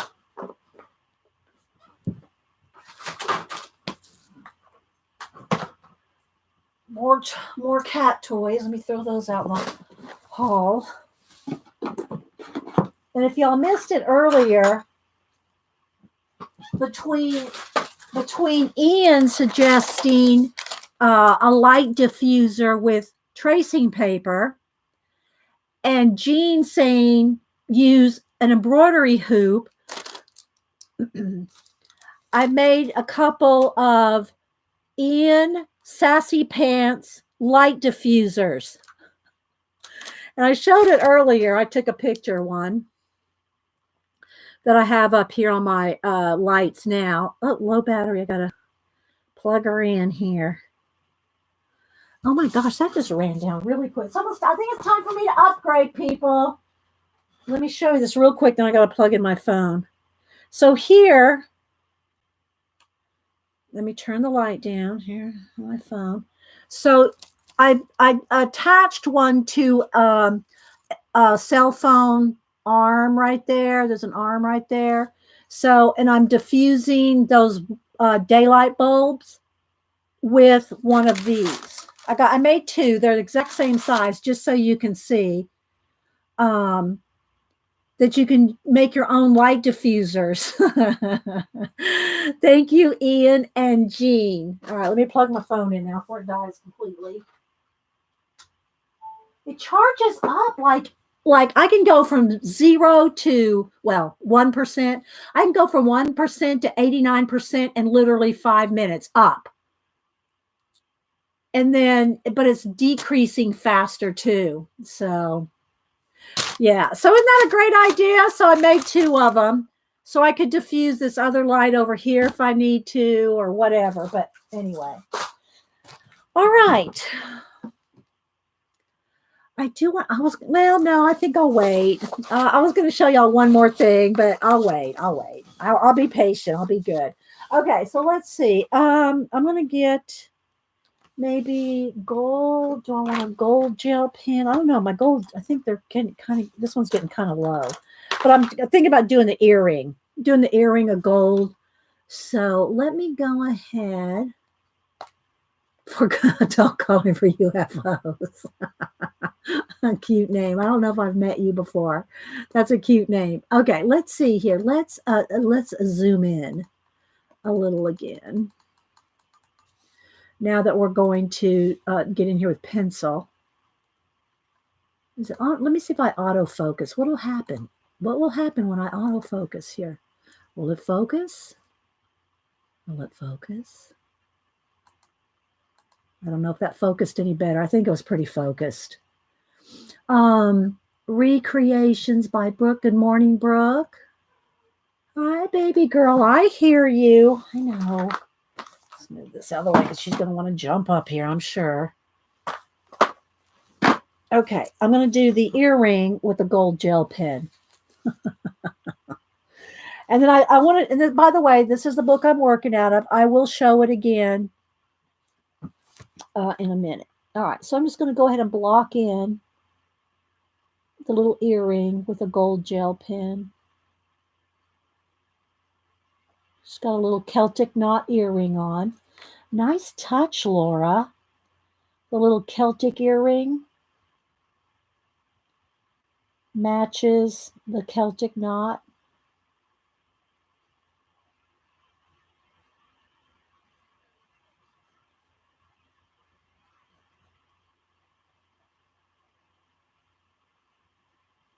There we go.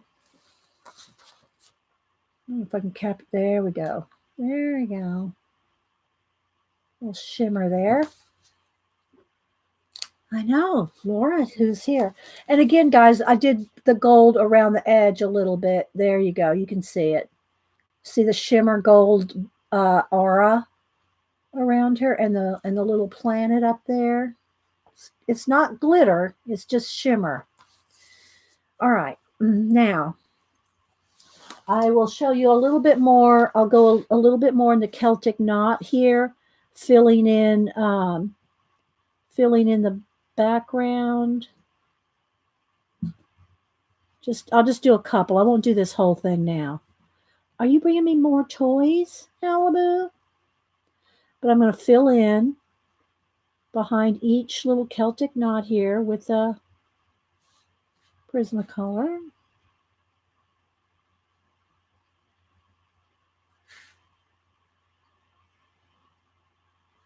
You want your pencil nice and sharp for this.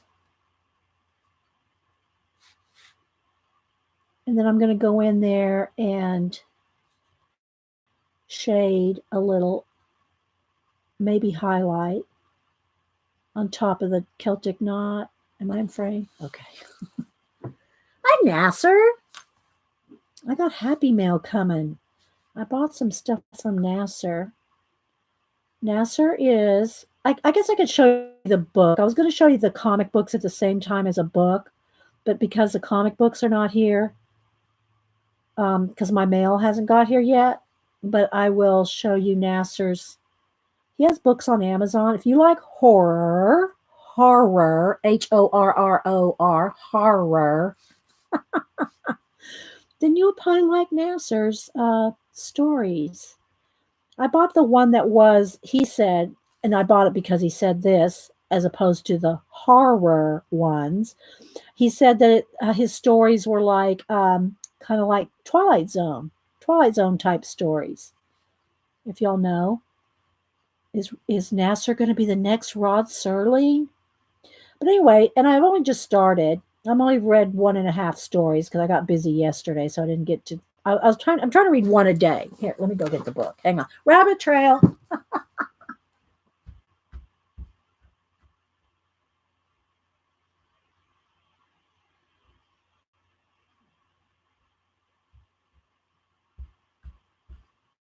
So he's a writer. And this is the one with the short stories called The Eclipse Theater, the suspenseful world of your own imagination. And you get it on Amazon. He's got 3. I think he's got 3 right now. So you got 3 books on there. 2 are horror ones, and then this one is more Twilight Zone. You know, I mean, you probably have. Well, there might be a little horror in there, but anyway, if you like suspense type stories, and they're short stories. How many are in here again, Nasser? How many stories are in here? I forget. 20? Is there 20 stories? Let me go back here and see. 24 stories. So yeah, if y'all want to, let me read what it says. Okay, ready? I'm gonna try to read it dramatic. I can't read it like Edwin.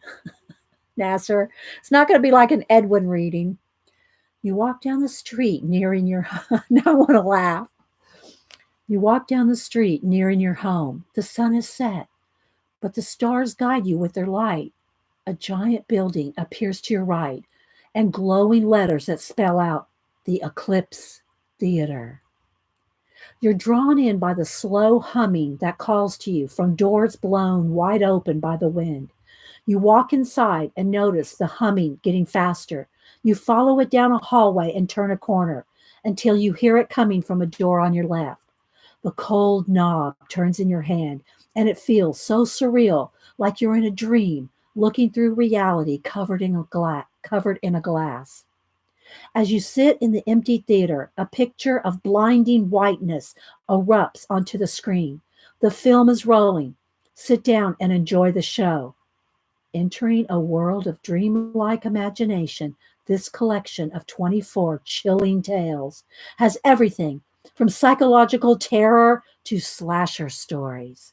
There's always something sinister lurking below the surface, and you just might find out what. There's my dramatic reading. Uh, so anyway, I'm just trying to read one a day, and I read one Saturday, and then yesterday I got halfway done, and I got busy, so I'm only in one and a half. But thank you, Judy.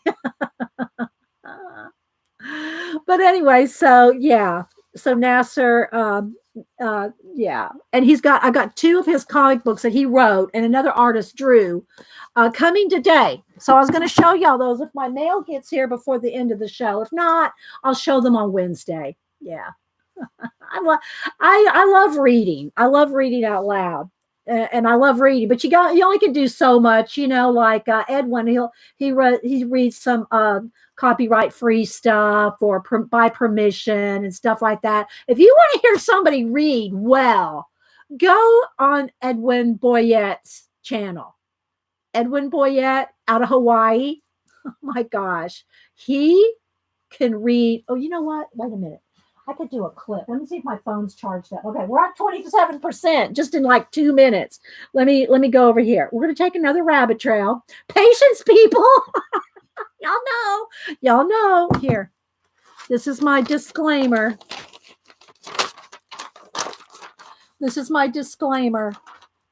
Dee Dee says to watch out for you. Rabbit Trail 1 and Rabbit Trail 2. Okay, wait a minute. I got to do this real quick. All right, so let's see. Wait for it.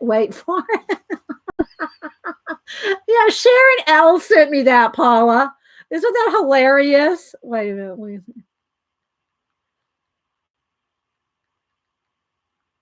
Hang on. Let me scroll down here. Let me see, find something where he's reading. I gotta go to the videos. Hang on. You want to hear somebody read well.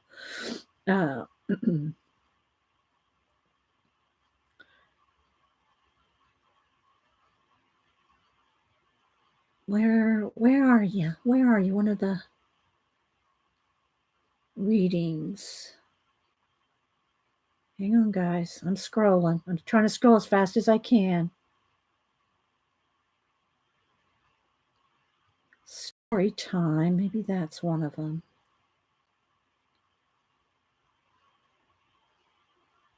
Hang on. Don't leave me, people. I'm still here. I want to find Marcus Aurelius, but I can't find it. It must have been, God, is it that long ago?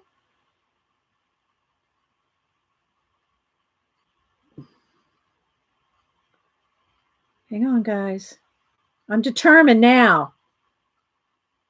I'm determined.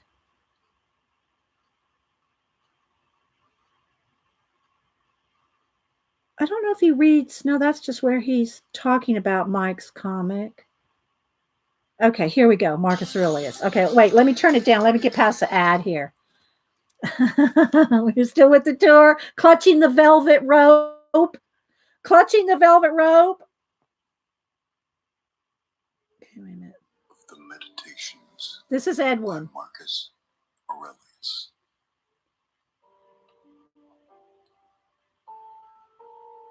Not just every day, more of our life is used up, and less of it is left.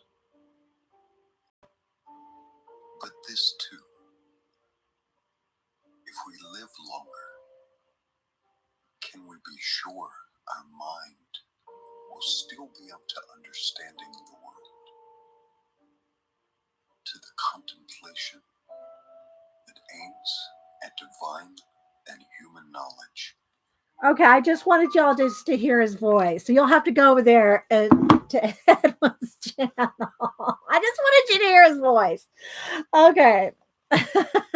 It's very, very calm. Very calming. All right, so let's now get back to shading. We're going to throw some shade. Yeah, there you go, Gail. It's a chill. Okay, so let's see. Move my light diffusers. Get my two trays of color pencils here. And let's see what we can dig out. And I'm going to need black, white, orange, and yellow. It's a little peach. I'm going to need that color yellow. I'm going to need, I'm going to have to sharpen a couple. There's a nice bright orange. Maybe a little bit of red, but more so sienna and some terracotta. Probably terracotta instead of sienna. I'm going to need a maroon. I might have to actually bust into the pencil case. I can't, as Denise calls it, the crap pencils. No, that's the same color there. This is brown. I'm going to need a maroon. Let's see. There's my pencil case. Where did you go, pencil case? Oh, here it is. All right, let's get in here and get a maroon. All right, I think this is Tuscan red. Yeah, Tuscan red. All right, that will be a start. I need more. They're right here. All right, so now I'm going to go with the Tuscan red first and start.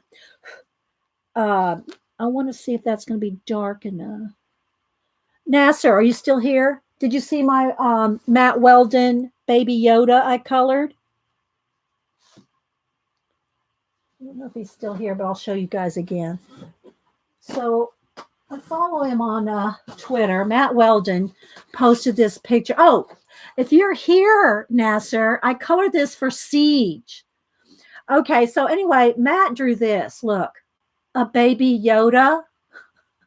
Isn't it so cute? So Siege wanted it colored, so I colored it for her. So here's my version of the baby Yoda color. Oh, I know, it's so cute. So there's the baby Yoda that I colored for Siege. Here's the baby Yoda, and then there's the coloring. Isn't it so cute? Oh my gosh. Lala goes, oh, the awesome. It's so cute. So Matt Wheldon was the artist that drew that. You can follow, he's on Twitter. All right, so now I'm just going to get in here. Let's see here. Oh, look, I look like I have a sunburn. I want it to get too dark, but if I don't want it flashed out either, because I'm so zoomed in, guys. I'm so zoomed in. That's probably good right there. We have lots of rabbit trails. Can't help it, guys. Just want to show everything that you want to share. There's something else I want to share, but I'm going to hold back. I'm going to wait. I really want to. I'm going to wait. So I'm just going to kind of get in here and do some of the darkest darks here. I'll get into it. I probably won't do all the hair. I just want to do enough so you can see how the process goes. And then I will finish, because 3 hours is not really enough to finish a page like this. And then I'll post the finished picture on Twitter, Instagram, and Facebook. And anytime, and maybe guys, this is, I don't know. I think most of us probably do this anyway if we color. If you color in someone's book, always try your best. I always try to do a slide over like on IG and or post 2 pictures on Twitter to try to show the cover of the book. Try to show the cover of the book that you're coloring out of. If you can't do that, at least make sure you put the name of the person. I cannot stand to see color book pages, and I don't see them very often, and I usually see them on Facebook, and it's not usually people here. It's just random people I don't know that happen to come up on the feed that will post pictures that they've colored, No credit given. They just post a picture, say, oh, I use this kind of pencils. And I'm going, who drew that? Did you draw that? You didn't draw it. You need to give credit to whoever drew it. So make sure, guys, you give credit to the artist. And, if it's in your heart, do a little promotion for that person too. Hi, Bridgeton. Did I say hi to you? Kim. So, yeah. Try to help promote other people. It's just nice. It's just nice to do it. It's just nice to do that when you promote other people. And we are all pretty much good about it. I'm not talking to you people, that are here. Necessarily, unless you're lurking and you're a meanie. If you're a meanie head and you're lurking, go promote somebody.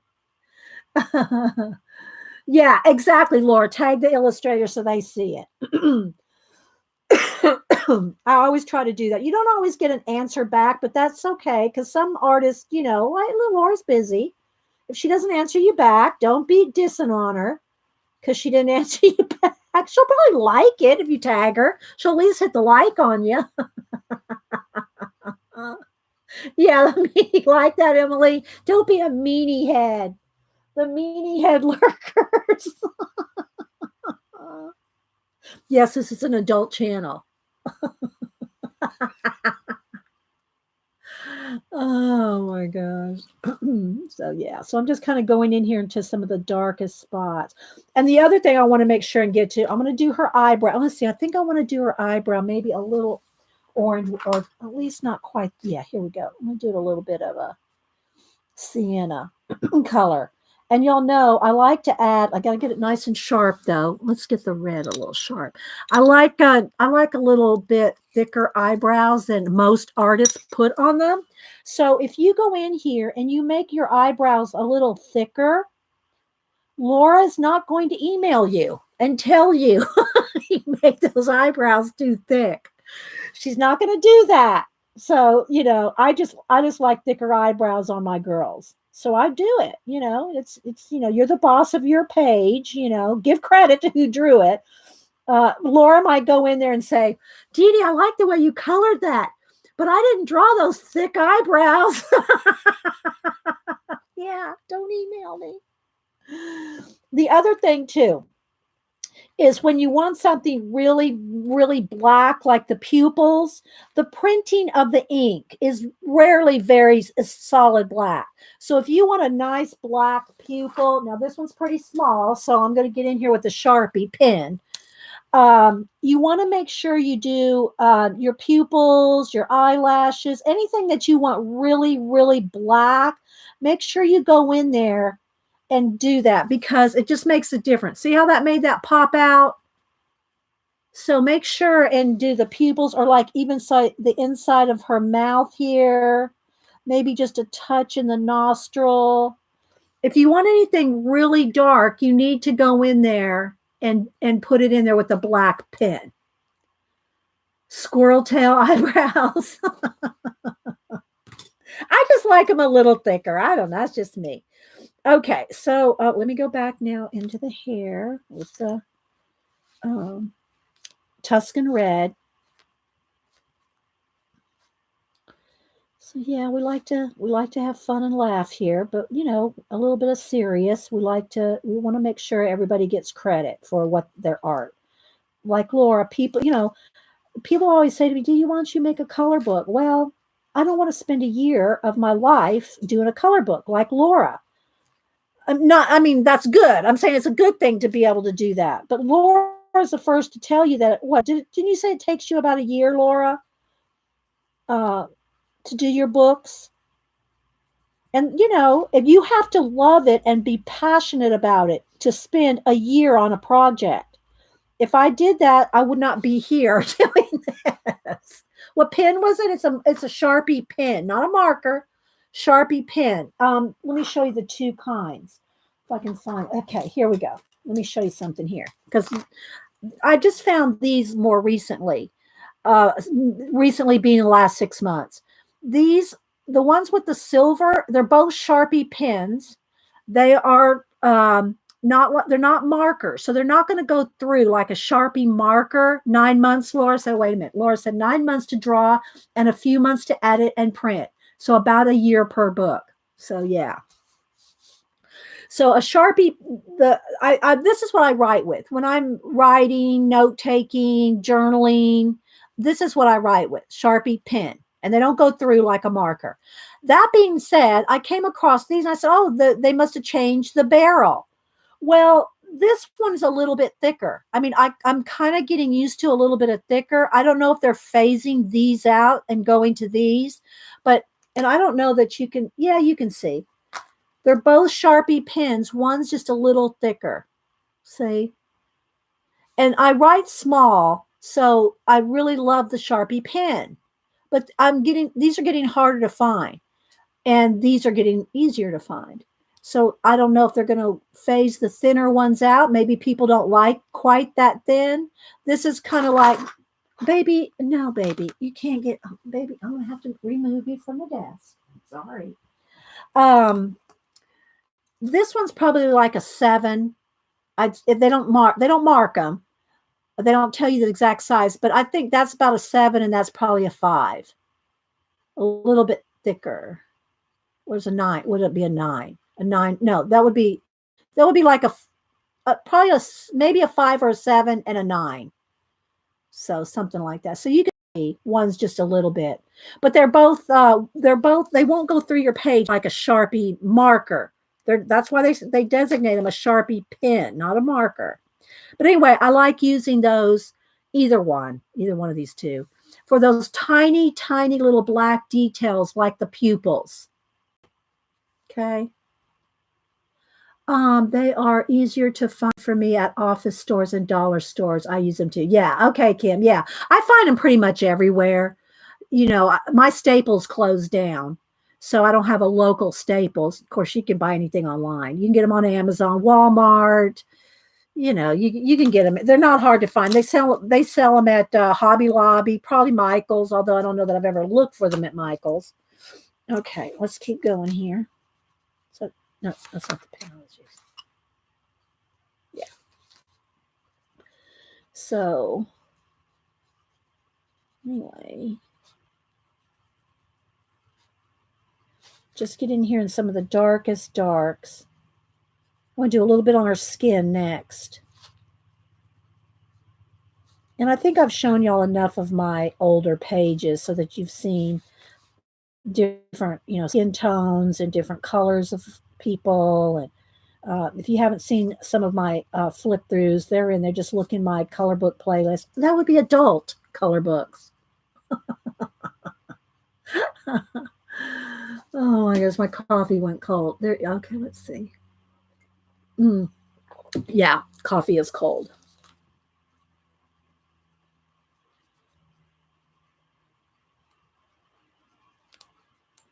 So I've been doing things around the house, decorating a little earlier than normal. I don't have my tree yet. We go to the tree farm the day after Thanksgiving, but I'm getting all my garlands and wreaths and bows makes. I hand make all my own bows because I used to be a visual merchandiser, so I know how to make all my own bows. And so I've been doing that and all, getting some new lights, and I decorated the fireplace and doing some of that stuff because Mom's coming. Mom will be here. Mom will be here in December for 2 weeks in December. So I'm trying to get everything just like, I don't want to have to rush and do it. I did show a Catterday picture on Twitter on Saturday. Let me get the picture here. I showed, where is he? Where is he? It's a little back here somewhere. I should probably just go to Twitter. I could probably find it easier.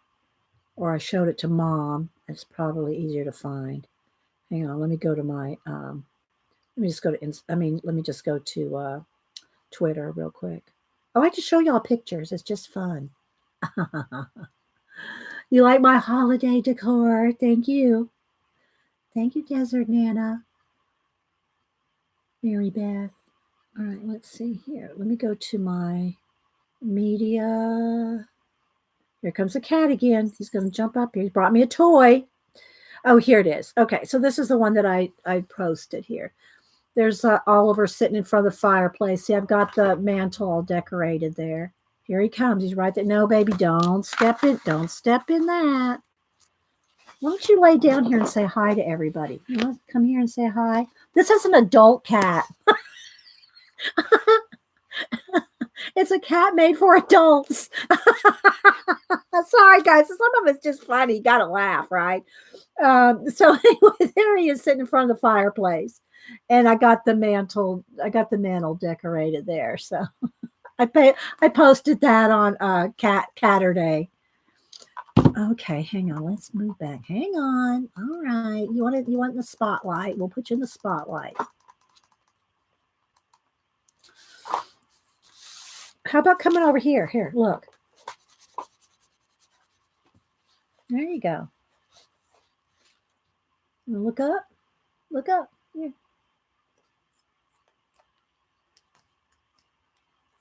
Trying to get him to look up for you. Yeah, he and this is Oliver, and Malibu is the girl. She's a little bit smaller. I was trying to get him to look up. Do you have a lag, Kenny? Are we lagging? I don't see anything on my... Oh, baby, you just want some love. All right. Lay down and I'll pet you. Come here. Come here, Mama pets. Mama pets. Yeah, I know, Kathy. Oh. Yeah, he's a beautiful cat for adults. I know. I just don't want him in the pan pastels. Don't want him in the pan pastels. You can play with the pencils.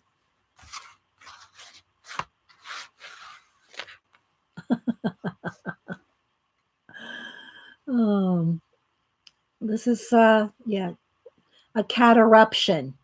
A cat interruption. A cat eruption.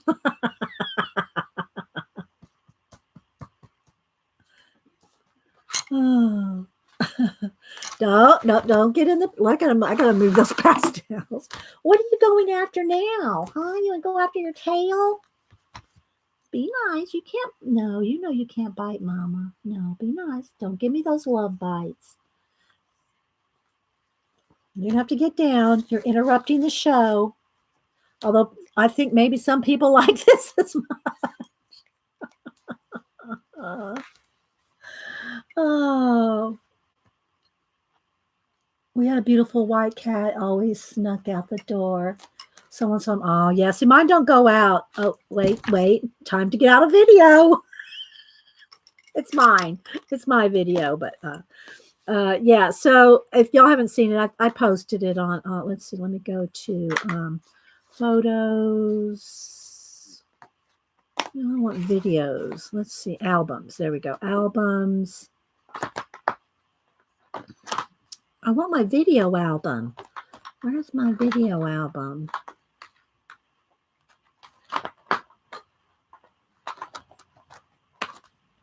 All photos. No, a search. Here we go. Videos. Let me find categories. I was going to try to show you my little video where I walked him. Probably easier to find on Twitter. This is called a break, in case y'all didn't know it. This is called taking a break. All right, go back to my media here.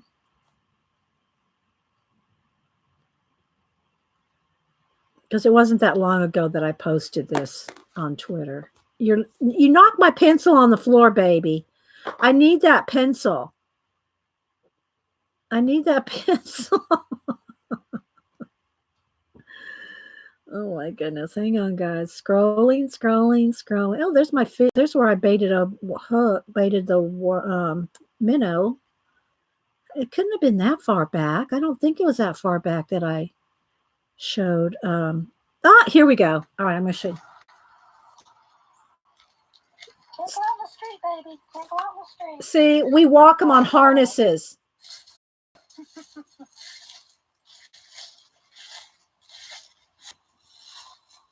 No, not no. Okay. All right, gotta get down. And climb up the tree? So we they don't go out. They don't go out without being walked on a harness. Either one of them. We train them. We train them to walk on a harness. So the only way they can go out is on a harness.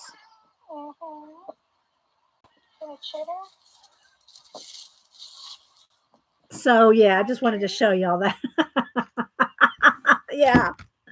All right, now where's my red? Oh man, you should see all the toys around me. I got all kinds of cat toys around me. All right, I'll throw them. There you go. All right, now let me plug my phone back in, guys. There's another cat toy. They don't like it when I'm ignoring them.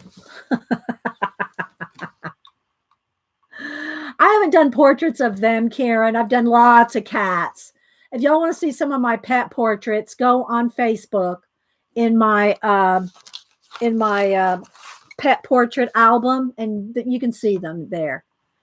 They're on Twitter and Instagram too. It's just that they're not divided up on Twitter and Instagram into pet portraits and all.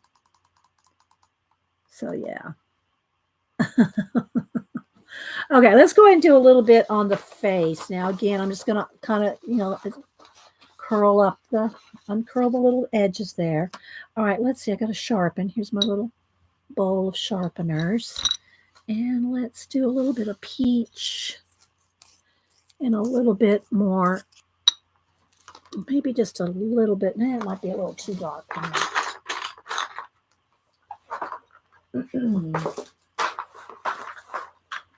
And then we'll show Laura's book here again. A little bit of a flip through. If you want to see it all, you've got to buy it. Let's see.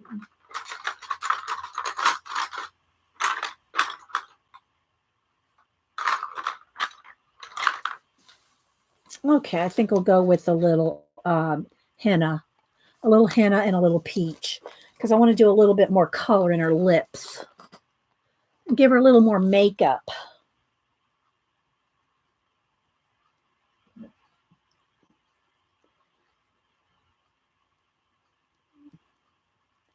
I'm keeping her fairly pale. Where's my white pencil? White pencil's gone. Oliver, did you take my white pencil? Well, anyway, guys, I hope you're having fun on a Monday. I didn't see Mom or Denise pop in, but they might have, and they didn't say anything. Okay, so I like to do the upper lip. You don't want to look like they have a milk mustache, but just a little bit of a white above the lip is nice. Okay, so I'm going to go back with the henna now and start doing just a little bit of shading. See, this tiny bits of shading. This is hard to do, especially like around the eyes, the crease in the eye, this kind of stuff. That's hard to do with your pan pastel tool, because a tool is so I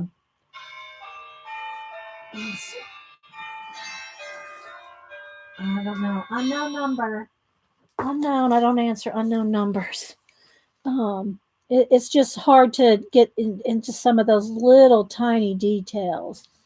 And I have to decide on a color of her eye too. I think I'll do it the same color as the teal background, or that kind of light turquoise color. Let's see if I can dig that out of this one. There we go. Because I'm going to do a little bit more shading around the edge here with the teal pencil. So I think we're going to do her eyes that color. You can barely see the pupil in the other one, but you can a little. Okay. Now I want to do a little bit of shadow. I usually do that with a slate blue. Where's my slate blue? With the slate, that's not slate blue. Where's my slate blue? I like to do the shadow under the eyelid. Whoops. The shadow under the eyelid, a slate blue, just because it looks like a real shadow. But then what I accidentally did is I got too much in there, so now I got to go back in there with my white. And I'm going to give her a highlight or two.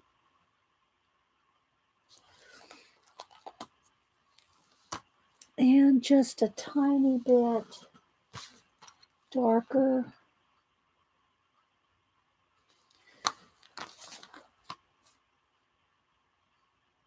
So you can kind of see her eye there. Thanks, guys, for all the thumbs up. We're almost at 100. We're at 99 thumbs up. Somebody with OCD, please give me one more thumbs up.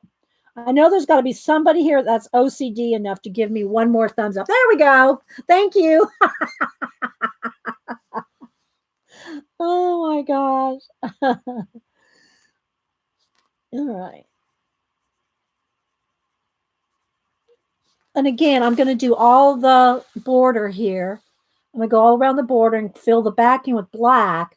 And then, let's see, what color do I want? Do I want probably my terracotta? So what I'm going to do is I'm going to shade. Let me do a couple. I'm going to shade all of the knots, all the Celtic knots. You don't have to do too much. Just a little bit of one little line in between there will work.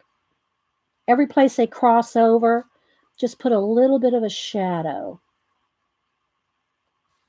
I got to sharpen my black in a couple places here. It's not quite crisp enough for me. But if you just go in there, every place it crosses over, if you put a shadow, I'll hold it up so you can see. Then it'll look right. It'll look like you shadowed it in the right place.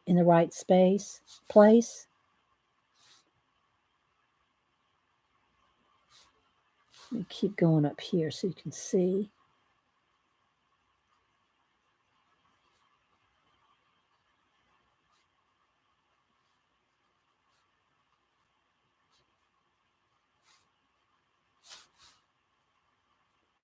I'll hold it up too because it's tiny. Let me keep going just a little further.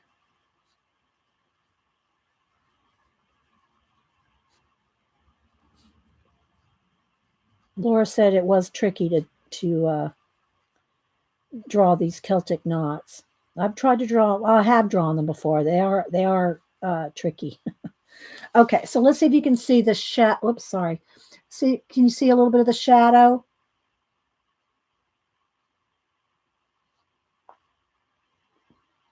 Just so you can start to see where the darkest is.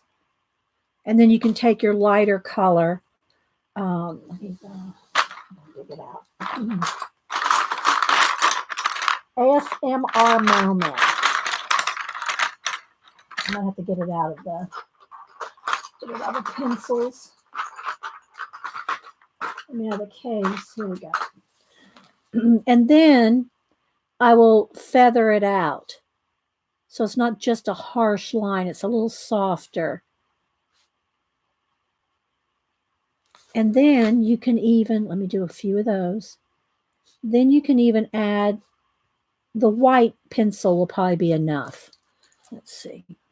Or even off-white. No, let's go with white. Then right on the highlight, you can add a little bit of light.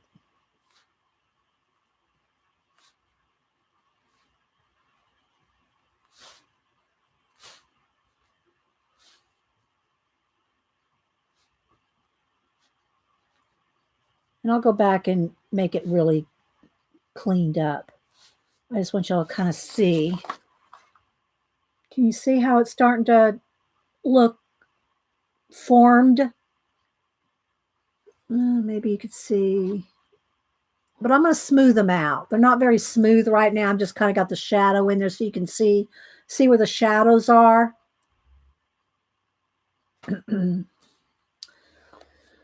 So we'll do that.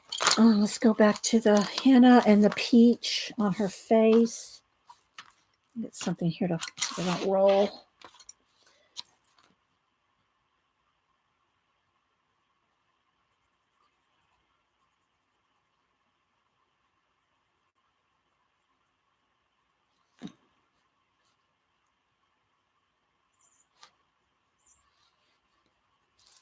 Not too much.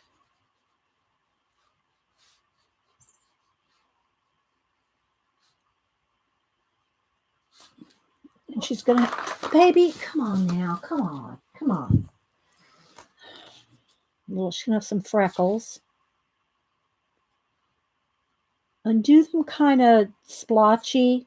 Otherwise, they're gonna look like she has like the pox or something. You just want a few little freckles like that. Same thing if you want them on her nose. Just to like kind of scruffy like, not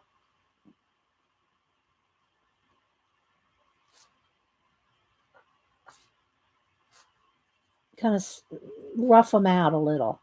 Not just a dot, not like you do the stars in the sky. Okay, now you're coming around the other side. You're sneaky. Get down. Sneaking up behind me. Jumped on the back of the chair and rolled around the other way. Oh my gosh. Bye, Gail. See? Can you see that a little? Just a few little freckles. All right, now I'm going to go in there with the peach and kind of start kind of blending in a little bit more.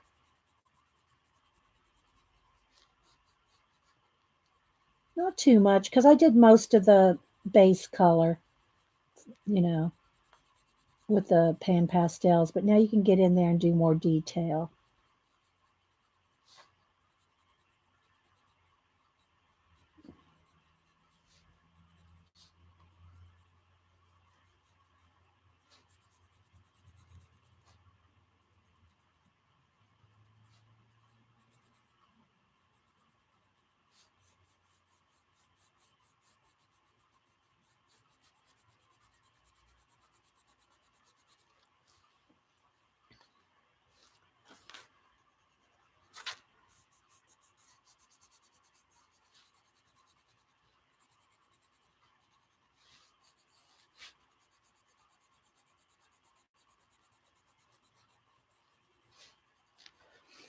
All right, let's see.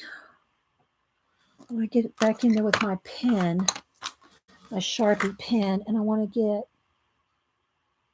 make sure that just to get a couple lashes here on the bottom. You won't see these very much. So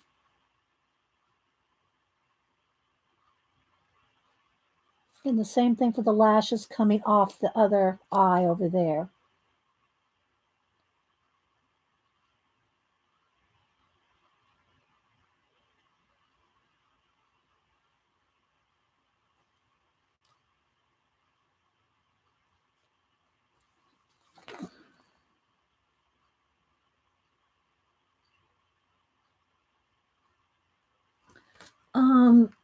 Roseanne says it wasn't him to Georgia November picking two chow chow girls. Drove back home Tuesday. Wish I would have had. I know you were probably very close to me, Roseanne. Yeah. Okay, so now let's go back into the hair. And again, the hair looks so yellow on camera. I don't know why it doesn't want to pick up orange. But this orange of the pan pastel is, like I said, it's the color of a pumpkin. It is not yellow like that, but it's just showing up that way. All right, so, but I want to show you, let's see, let me sharpen this ochre color a minute. Oh, that one's not wanting to cooperate. That's why I've got so many little sharpeners here. I'll pick one that'll work. So I want to blend this out a little, some of the color that I've already put in, and just kind of feather it in. And again, guys, the reason she has bright orange and auburn hair is because I wanted it to be fall colors. I did this very orange on purpose for fall colors. All right, so I'm just, I need to go in here and blend out each little curl, right? Every place that I have the dark color, I want to kind of blend this all together. But what I want to show you, and I always try to show you this, I try to show you this even before I finish. Again, I've got lots to do here. I will post a picture when it's completely done. Let's see. So what you can do is after you finish, now again, I'm not finished with all the blending and the shading of the curls, but one of the things you can do is add just the tiniest bit of highlight, extra bright highlight. If you didn't white it out enough ahead of time, or you just want an extra little shine, you can go in and add a little bit of shine. But here's where it makes it look really cool. Okay, is after you're done, is where, let me see, let me make sure I'm done on her face, because that's what I don't want to have to color around her face. Let's put a little bit more.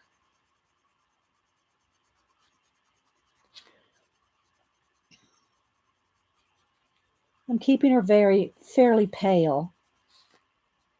But what you can do is have some curls. Let's make sure I got one that's working here. Have some curls come down. You're not probably going to see that on camera. And you can go back over these after the Posca's dry.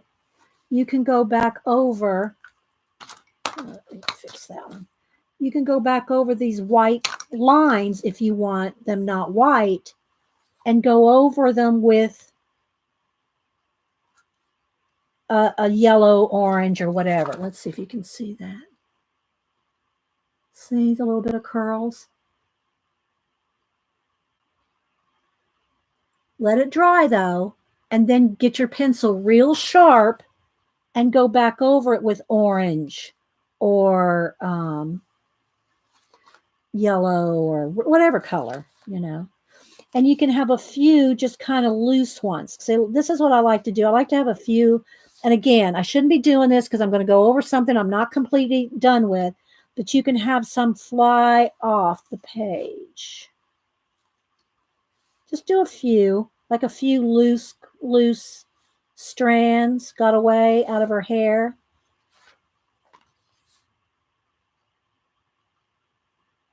See? And you can go again when that's dry. If you don't want them white, sometimes I like them white. Sometimes I'll, go back over them. But you can go back over them with a color so they're not stark white. All right, let me go ahead and back out now. Maybe we can get a little truer color since we're really zoomed in there.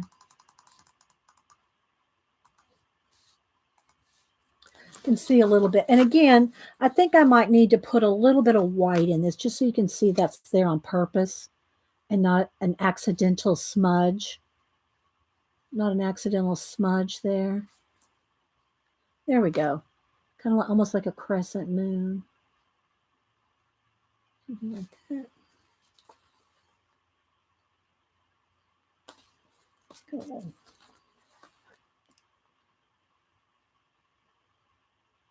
Yeah, I like the loose strands too. And where it comes off into the sky here, you can also go over with a pencil and soften it just a little with the pencil. But the thing is once you're completely done, that's like a final thing that you do on top after everything's done. Then you can go in here with yellow, let's just say, and go, let me do that real quick. And you can go over the top of the white, and it'll still be as bright. It'll be as bright as the white, but it won't be white. It'll be the yellow. Maybe I don't know if the yellow is going to show up. Let's see. And then you can knock back the white. I'll probably need a couple of shades there. But it will take away the whiteness, but it'll still be a bright highlighted hair, like strands. And again, don't do this till you've got everything done, because otherwise you're going to be trying to color in between this, or you'll be redoing areas.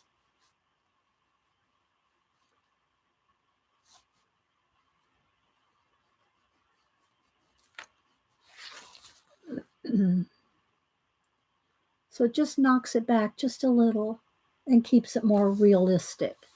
And again, look at the color. I don't know. I've messed with it so much. And then again, I'll get in here with a little bit of shading of the turquoise right along the edge here.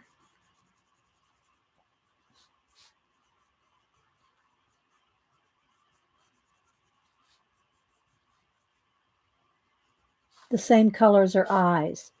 So the blue background here and her eyes are the only things that are this color.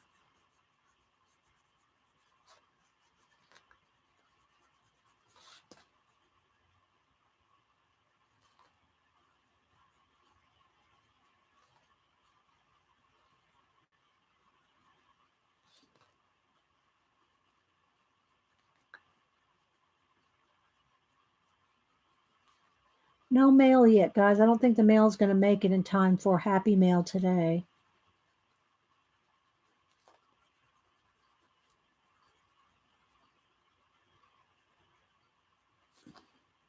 It's 11:30 thereabouts. So my mailman usually comes anywhere between like 11:30 to 12:30 and to 1, something like that. Probably depending on how many packages and stuff. All right, so there you can kind of see where we're heading with that. Let's go up there to our little eyes. Pencils are getting nubby. Well, not really. My pencils are getting, oh, you mean I need to sharpen it? Well, when you're blending something softly, you can kind of do it fine with not being real sharp. It's the tiny little areas that you need real sharp. Yeah, but my nubs are over in here. And I do have pencil extenders. And I've got a couple pencil extenders. So you can use these down to literally little nubs. That one's not too nubby. I've got them nubbier than this. And Cam, I was collecting anything that got this small or smaller. I would put it in a big peanut jar and save them. And Cam eventually took that home. So he has all the pencil nubs. Anything that's small. But yeah, pencil extenders are, Okay, so I think I'm going to stop, guys. I think I will stop. I mean, I'm going to continue to work on it. I'll work on it. I'll eat some lunch, and then I'll get over to Janet's and watch her. Janet, are you still here? What are you doing? What are you and Eileen doing today? And I'll continue to work on it while I'm watching Janet's show. No, faithful. He collects them, Kim. He collects the nubs in a big jar. It looks cool in a jar. If you've ever seen a jar full of pencil nubs, they do look cool. In a clear jar, You're going to watercolor with Neos. Are you going to watercolor in the journal? Are you going to watercolor something you drew, Janet? All right, let me take a minute now, guys, and show y'all a little bit of the book. Here's the book. And the glare is from my overhead light that is on. I'm not going to put an Ian Sassy Pants light diffuser on my ceiling light. Are you going to work in the book? Awesome. Okay, so if y'all are interested in seeing, Janet is going to work in this book. I'm not going to show it to you. Y'all go to Janet's if you want to see. She's already done an awesome page in that. But Janet's going to work in this book. And let me show y'all real quick a little bit more of a flip through Laura's. I do have a few pages back here that I have colored previously. This is my Valentine, Steampunk Valentine girl. This one is my Dragon girl. She did not have fangs. And you know what? Laura did not email me and tell me I did it wrong. That's my monochromatic dragon girl. And then let's see, this one we did at Halloween. Dare we call her the cougar? I know, Laura, I'm teasing. And she's got some stickles all along the border there. It's kind of trying to capture it in the light there so you can see the stickle glitter there. And yeah, so there's this girl that we did. Let's get her up in the eye so you can see her there. And then this girl right here, she's got, that's real obvious there, the hummingbird girl. Hummingbird girl there. Let's bring her eyes up too.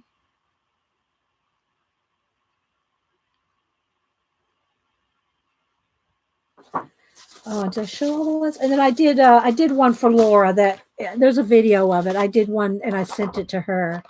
So, all right, let me show you. I'm not going to do too much now. You got to, I'm going to take it. There's Laura right there. There's her self-portrait. I'm going to kind of, and I do kind of, when I do flip throughs, I kind of try to keep my hand there. So people, I'm not anyone here, not you guys, but, I try to prevent people from copying it, taking a screenshot. Although if they did that, Laura would want to know, oh, when did you buy that book? When did you buy my book? Am I following you? I want to do her too. I love the coral hair. The hair that looks like coral, sea coral. So yeah. So isn't it cool, guys? This one's in water. Oops.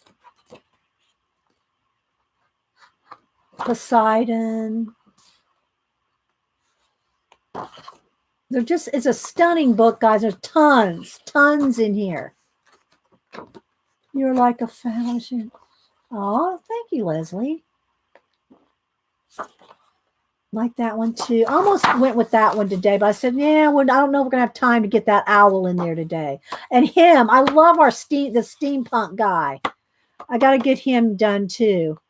Well, I like all of them. I mean, there's just some of them. This is the one I colored for Laura.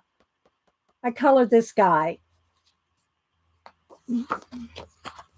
Pirate, steampunk pirate, Victorian mom and baby. Aren't they awesome, guys? See, this is the girl without the fangs.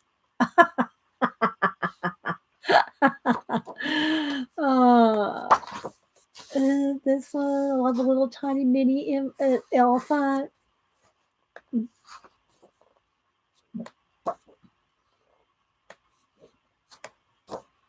Look at this one with the turtle on her head. I love her too with the little braids. So yeah, anyway, guys, there's Laura signed it for me. So yeah. So look on Amazon or click Laura there and find her on her channel and message her, email her, and let her know if you want her book or buy it off of Amazon. So I hope y'all enjoyed doing a little bit. We didn't finish it 100%, but I think you're seeing where we're going. I want, to me, that's more important. I can always post the finished pieces, but I want you to be able to see the process. The process. That's how Paula would say it. She's probably not here now. The process in Canada. Oh, but anyway, guys. So yeah, a little close. See the little freckles and her little.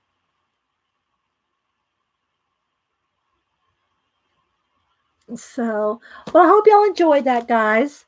And if I shouted somebody out, make sure you go find them today. Yeah, the process, Paula. And Paula, oh, let me show y'all. This is the painting. Oh, stepping on cat toys. Can y'all hear them squeaking? They're all around my feet. They brought me. I don't know how many they brought me. I'll show you a couple more things that I'm working on. So this one I did in 2011. It was a collage. This is all paint, but I did a collage of this girl based off of I think it's Vermeer. I think she's a Vermeer girl. And then I used the collage. I used the collage as my sketch to paint this. And then this is all acrylic paint. So Paula's always liked this. I did it in 2011.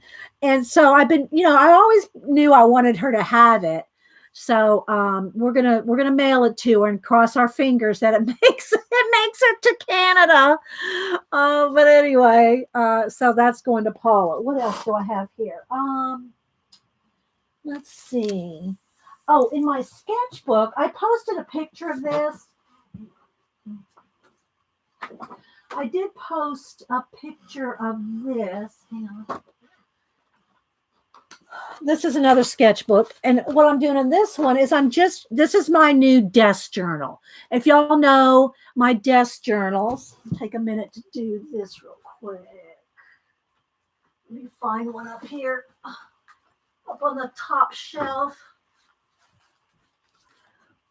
These used to be my desk journals. I used to buy these leather ones at, you can get these at Barnes and Noble, and they're real Italian leather. And when I bought mine, they were probably about $30, $29.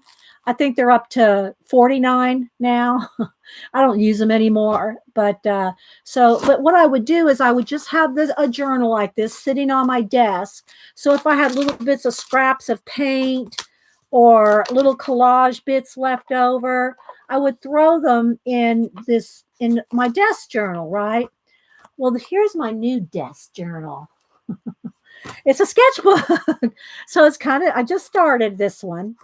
So what I'm doing is anything I have little bits of leftovers, I have some little rub-ons, I had just little things left. So what I've done is this is going to be, Paula, are you paying attention? Because Paula's going to love this one. Just saying. Do you have any favorite Christmas winter color books? I do. I like the one with the cookies. What's her name? Their name. It's husband and wife that produced it. The Baker's Dozen. I can't find it. I can't see it right over my shoulder. But the Baker's Dozen is an awesome Christmas one. You're with the tour, Paula? Let's see. I'm looking at my shelf, guys. I'm not seeing it right off. But the Baker's Dozen is a good one. Okay. So I just started it, and I did post a couple pictures on Twitter. And on Twitter, when I posted them, I thought, oh my gosh, they look so big on Twitter. Let's see if my phone's charged up. Okay. Okay, we're 95%. Let's see if we stay charged up. I don't know. I think it's time for an upgrade, people. On my phone. This is a 7P, and I need to go ahead and get the 11. Let me go to Twitter. All right, let's see. Let me go to my Medium. Let's see, Media. Where are you? And so I posted these pictures. Well, first off, when you see my Twitter, here's the Twitter post, right? And there's 4 of them there.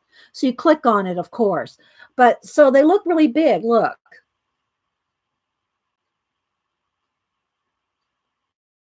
So these are the 4 little pictures that I posted on Twitter. And they look like they might take up a full page. The Baker's Dozen is a beautiful book. Yeah, that's a good one for Christmas. So here we go. Here's what it actually looks like. So, and again, we're going to lose the lighting again. Changes with the seasons, or with the with the white or black background. So here's what I did, Paula, and anybody. I'm just talking to Paula because we both like the same kind of stuff. I went through the whole book. Wait for it. I went through the whole book, guys. Look, and I splattered every single page in the whole book. Every page I splattered with ink. So now you can't be afraid to use any page because I literally went through the whole book. It didn't take as long as you think. I just put some ink in my little tray and got my paintbrush and splattered the whole. Yes, I know. I splattered the whole book with ink. And then, so now when you work on it, you've got that little ink base. It's a little inky. You know what I mean? See, I just pour some ink. in my little tray, the same stuff I use for Inktober the last 5 years, and then and just take a brush that's soft enough, that has soft enough bristles that'll splatter, and I just run it in, splat, splat, splat, turn the page, splat, splat, splat, turn the page. So I splattered the whole book. And then I started playing on the pages. Now I've only done a couple pages because I just haven't had time. You know me, I got 5 things or 10 things in the irons in the fire. And so these are those pages that I posted on Instagram. I didn't post this. I just posted this. I cropped it down, posted that. I posted that. Didn't post these at all. So isn't it cool? And look, guys, it's just little bits of stuff sitting on your table. Look, leftover washi tape. This was one of that leftover doors that I'd cut out before, and it was just sitting there. And I never used this little door from the door book. So I used that. This is a stamp. This is some torn washi tape. This is a postage stamp. That's a little postage stamp of the VW. I knew you would. And that's a stamp there. And then I just kind of doodled around it. This is some tissue paper. Look, leftover tissue paper. Leftovers, people. You could call this a desk journal, or you could call it your leftovers. And then I did this page. I'm still kind of going. But look, I love this. I love that I put the word, the artist on the heart. And it's flowing. Look, that's his strength. Look, lots of meaning to this. Look. So the art is flowing like blood. It's going through the heart of the artist. And it comes down, and it's his strength. And see how it's flowing through him. And look, it's going to the next page. Anyway, I really like the way that one turned out. So it's just little things. If you have a rubber stamp, a rub-on, look, we'll turn this into something later. It's just a piece of leftover, papers and collage bits, just whatever's. This is look, that's a little sticker. It said enclosure. And look, this looked like a little house with a little VW bug in it. And look, it's like a what are those? Not a windmill, like with the rooster on the barn. What is that called? What is that called? The spinning rooster on the barn. It's evading me. The word weather vane. It's like the weather vane, right? So yeah, so just little bits. But here was the thing. By going through and splatting all your pages, there's no preciousness about it. And you could do the same thing with the Smack and Dragon, which we've done. You could do the same thing with the palette knife scraping, of a scraped palette knife. You could go in there with a little bit of pan pastel, just something that's makes it not so precious. The gold dots, that's tissue paper. That's little pieces of leftover, like wrapping paper, tissue paper that you wrap presents with, not Kleenex. But, wrapping paper, tissue paper. And that's some leftover of that. So I just glued, and it's all glued down just with a glue stick.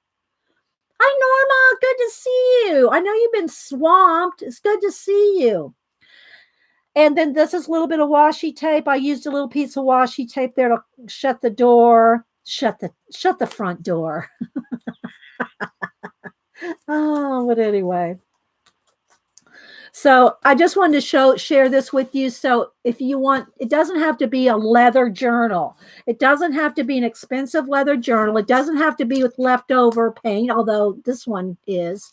This one's got a lot of leftover scraped paint, right? But on this one, I just thought I would just have black spots to start. Yeah, it's fun. It's fun. And it's just in a sketchbook. These are the Hobby Lobby ones. They're always on sale for 50% off. And I never buy them full price, guys. You can even use your 40% off coupon that comes out every week. And Michael's doesn't have Master's Touch. That's a Hobby Lobby brand. But it's just any kind of cheap sketch pad. any kind of cheap sketch pad. I've got my sketch book. I don't know. Let's see here. This is the one that I have my Inktober's in. See, these are my Inktober's from Inktober, right? Inktober, got a lot of stuff in here. But this one's a little bigger. So this one that I'm doing as a desk journal is 9 by 12. This one is 11 by 14. And I know I've shown y'all this. This is where I'm doing more. I have more, I don't know, finished things. This is more sketches. The other one's just like slapping stuff in. This one is more, sketches that I've done. Of course, y'all know I love me some lemurs, lemur studies, bunny studies.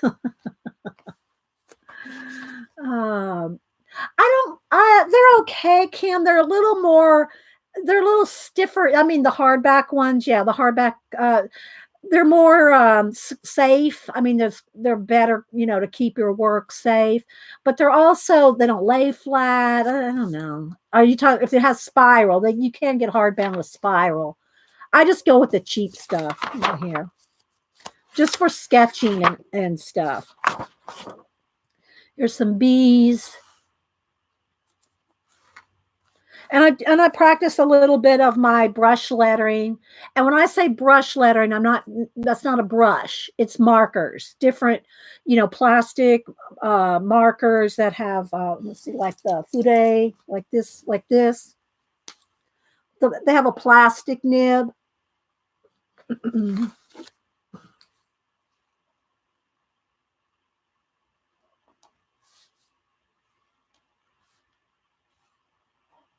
That you can get thick and thin lines with. Or you can even do your super tip, because you can do a super tip bee trail.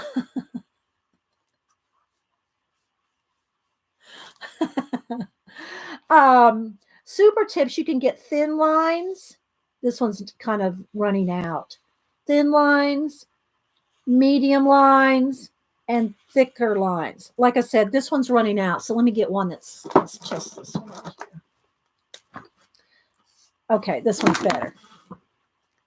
So you can get the thick and thin lines with a super tip, but it's a little more concentration, but you can do it with that too, with super tips. Okay. All right, guys, is there anything else in here? Oh, yeah. Some pterodactyl sketches. Everybody needs some pterodactyl sketches in their sketchbook. Your sketchbook's not complete without some pterodactyls. Yes, adult markers. Adult markers. These are adult pterodactyls. Yeah, these are adult pterodactyls. And then this was a page where we did, I forget who it was that picked the page, but Yorkshire. And so we did everything Yorkshire, and Yorkshire Terrier, but it was like from the not the town, but the county, Yorkshire province. What do they call it? Province, county, territory. What is it called? And so we did different things that were in Yorkshire, including that train, the Flying Scotsman, and just different things. The Quetzal bird is a county. A county. Thank you, Barbara. And then we did a windmill. We just did some tulips and a windmill, playing with some different adult colors. Red, yellow, blue, purple, and green are adult colors. And then did some broccoli trees. We did some 5-second faces. We did some flying turtles. Instead of sea turtles, we can make them flying turtles, like flying in space. Won't these turtles look awesome in space? What else do I have here? Oh, some roosters. Some roosters and some cows. Adult cows. Look, cow butt. Oh my gosh, my eyes are watering now from laughing. Oh, and then we did some little lambs, did some little sketches of some lambs. And then again, let's get back over here to my, I won't go through all my Inktober, but you know, my Inktobers. These are my Inktobers in no particular order. This was my cover page for it. Yeah, Laura. There's my Invisible Man. I love my Invisible Man. And Dracula, Nosferatu, and then different outer space science fiction. I wanted them like old, like Gamera. You know, now this one was based off of Julie Topaz's boss dressed up like Yeti for Halloween, and I used his Halloween. Look, Julie has to work for this person. This is her boss, people. Wolfman, and just different creatures, you know. Cyclops. Poor Julie. I did two different versions of Frankenstein. King Kong, the Gargoyle movie, the Gargoyles, Svengoolie, our Saturday night monster movie host. Creature from the Black Lagoon, which that was on Saturday night. The Creature from the Black Lagoon. This is one of the characters from Jason and the Argonauts. Hydra, Medusa. And then this was just a girl that I drew off of a book that I just liked her face. So I drew that off of a book. My Edgar Allan Poe, and then a couple of fails. There's a couple of fails in here. And then this was an old one that there's the girl, the woman from the Twilight Zone. There's Gort. This is one of the pictures that I did of Ray Harryhausen working on one of his creatures. I did this one this was from 2014. Any that you want, Faithful. Here's some more. Wait a minute. Here's the Wicked Witch. Although everybody likes that one. And I did make some small prints of them. Hang on. Yeah, I can't get to them right now. It's under too many piles. But if anybody wants a print of them, you can either have a 8.5 by 11, thereabouts, 8 by 10 size, or you can have the little 6 by 9, I think it is. Just let me know. Elvira, Bride of Frankenstein, The Fly, Predator, Dr. Zira from Planet of the Apes, Swamp Thing, and then here's all my lists that we checked off as we went. This was my worksheet. And I don't even know if I finished checking everything off that I did do. Probably. We didn't do all of them. I made more. I made more than 31 so that I could have a selection. But this was my worksheet for Inktober. But anyway, guys, so that's kind of some of the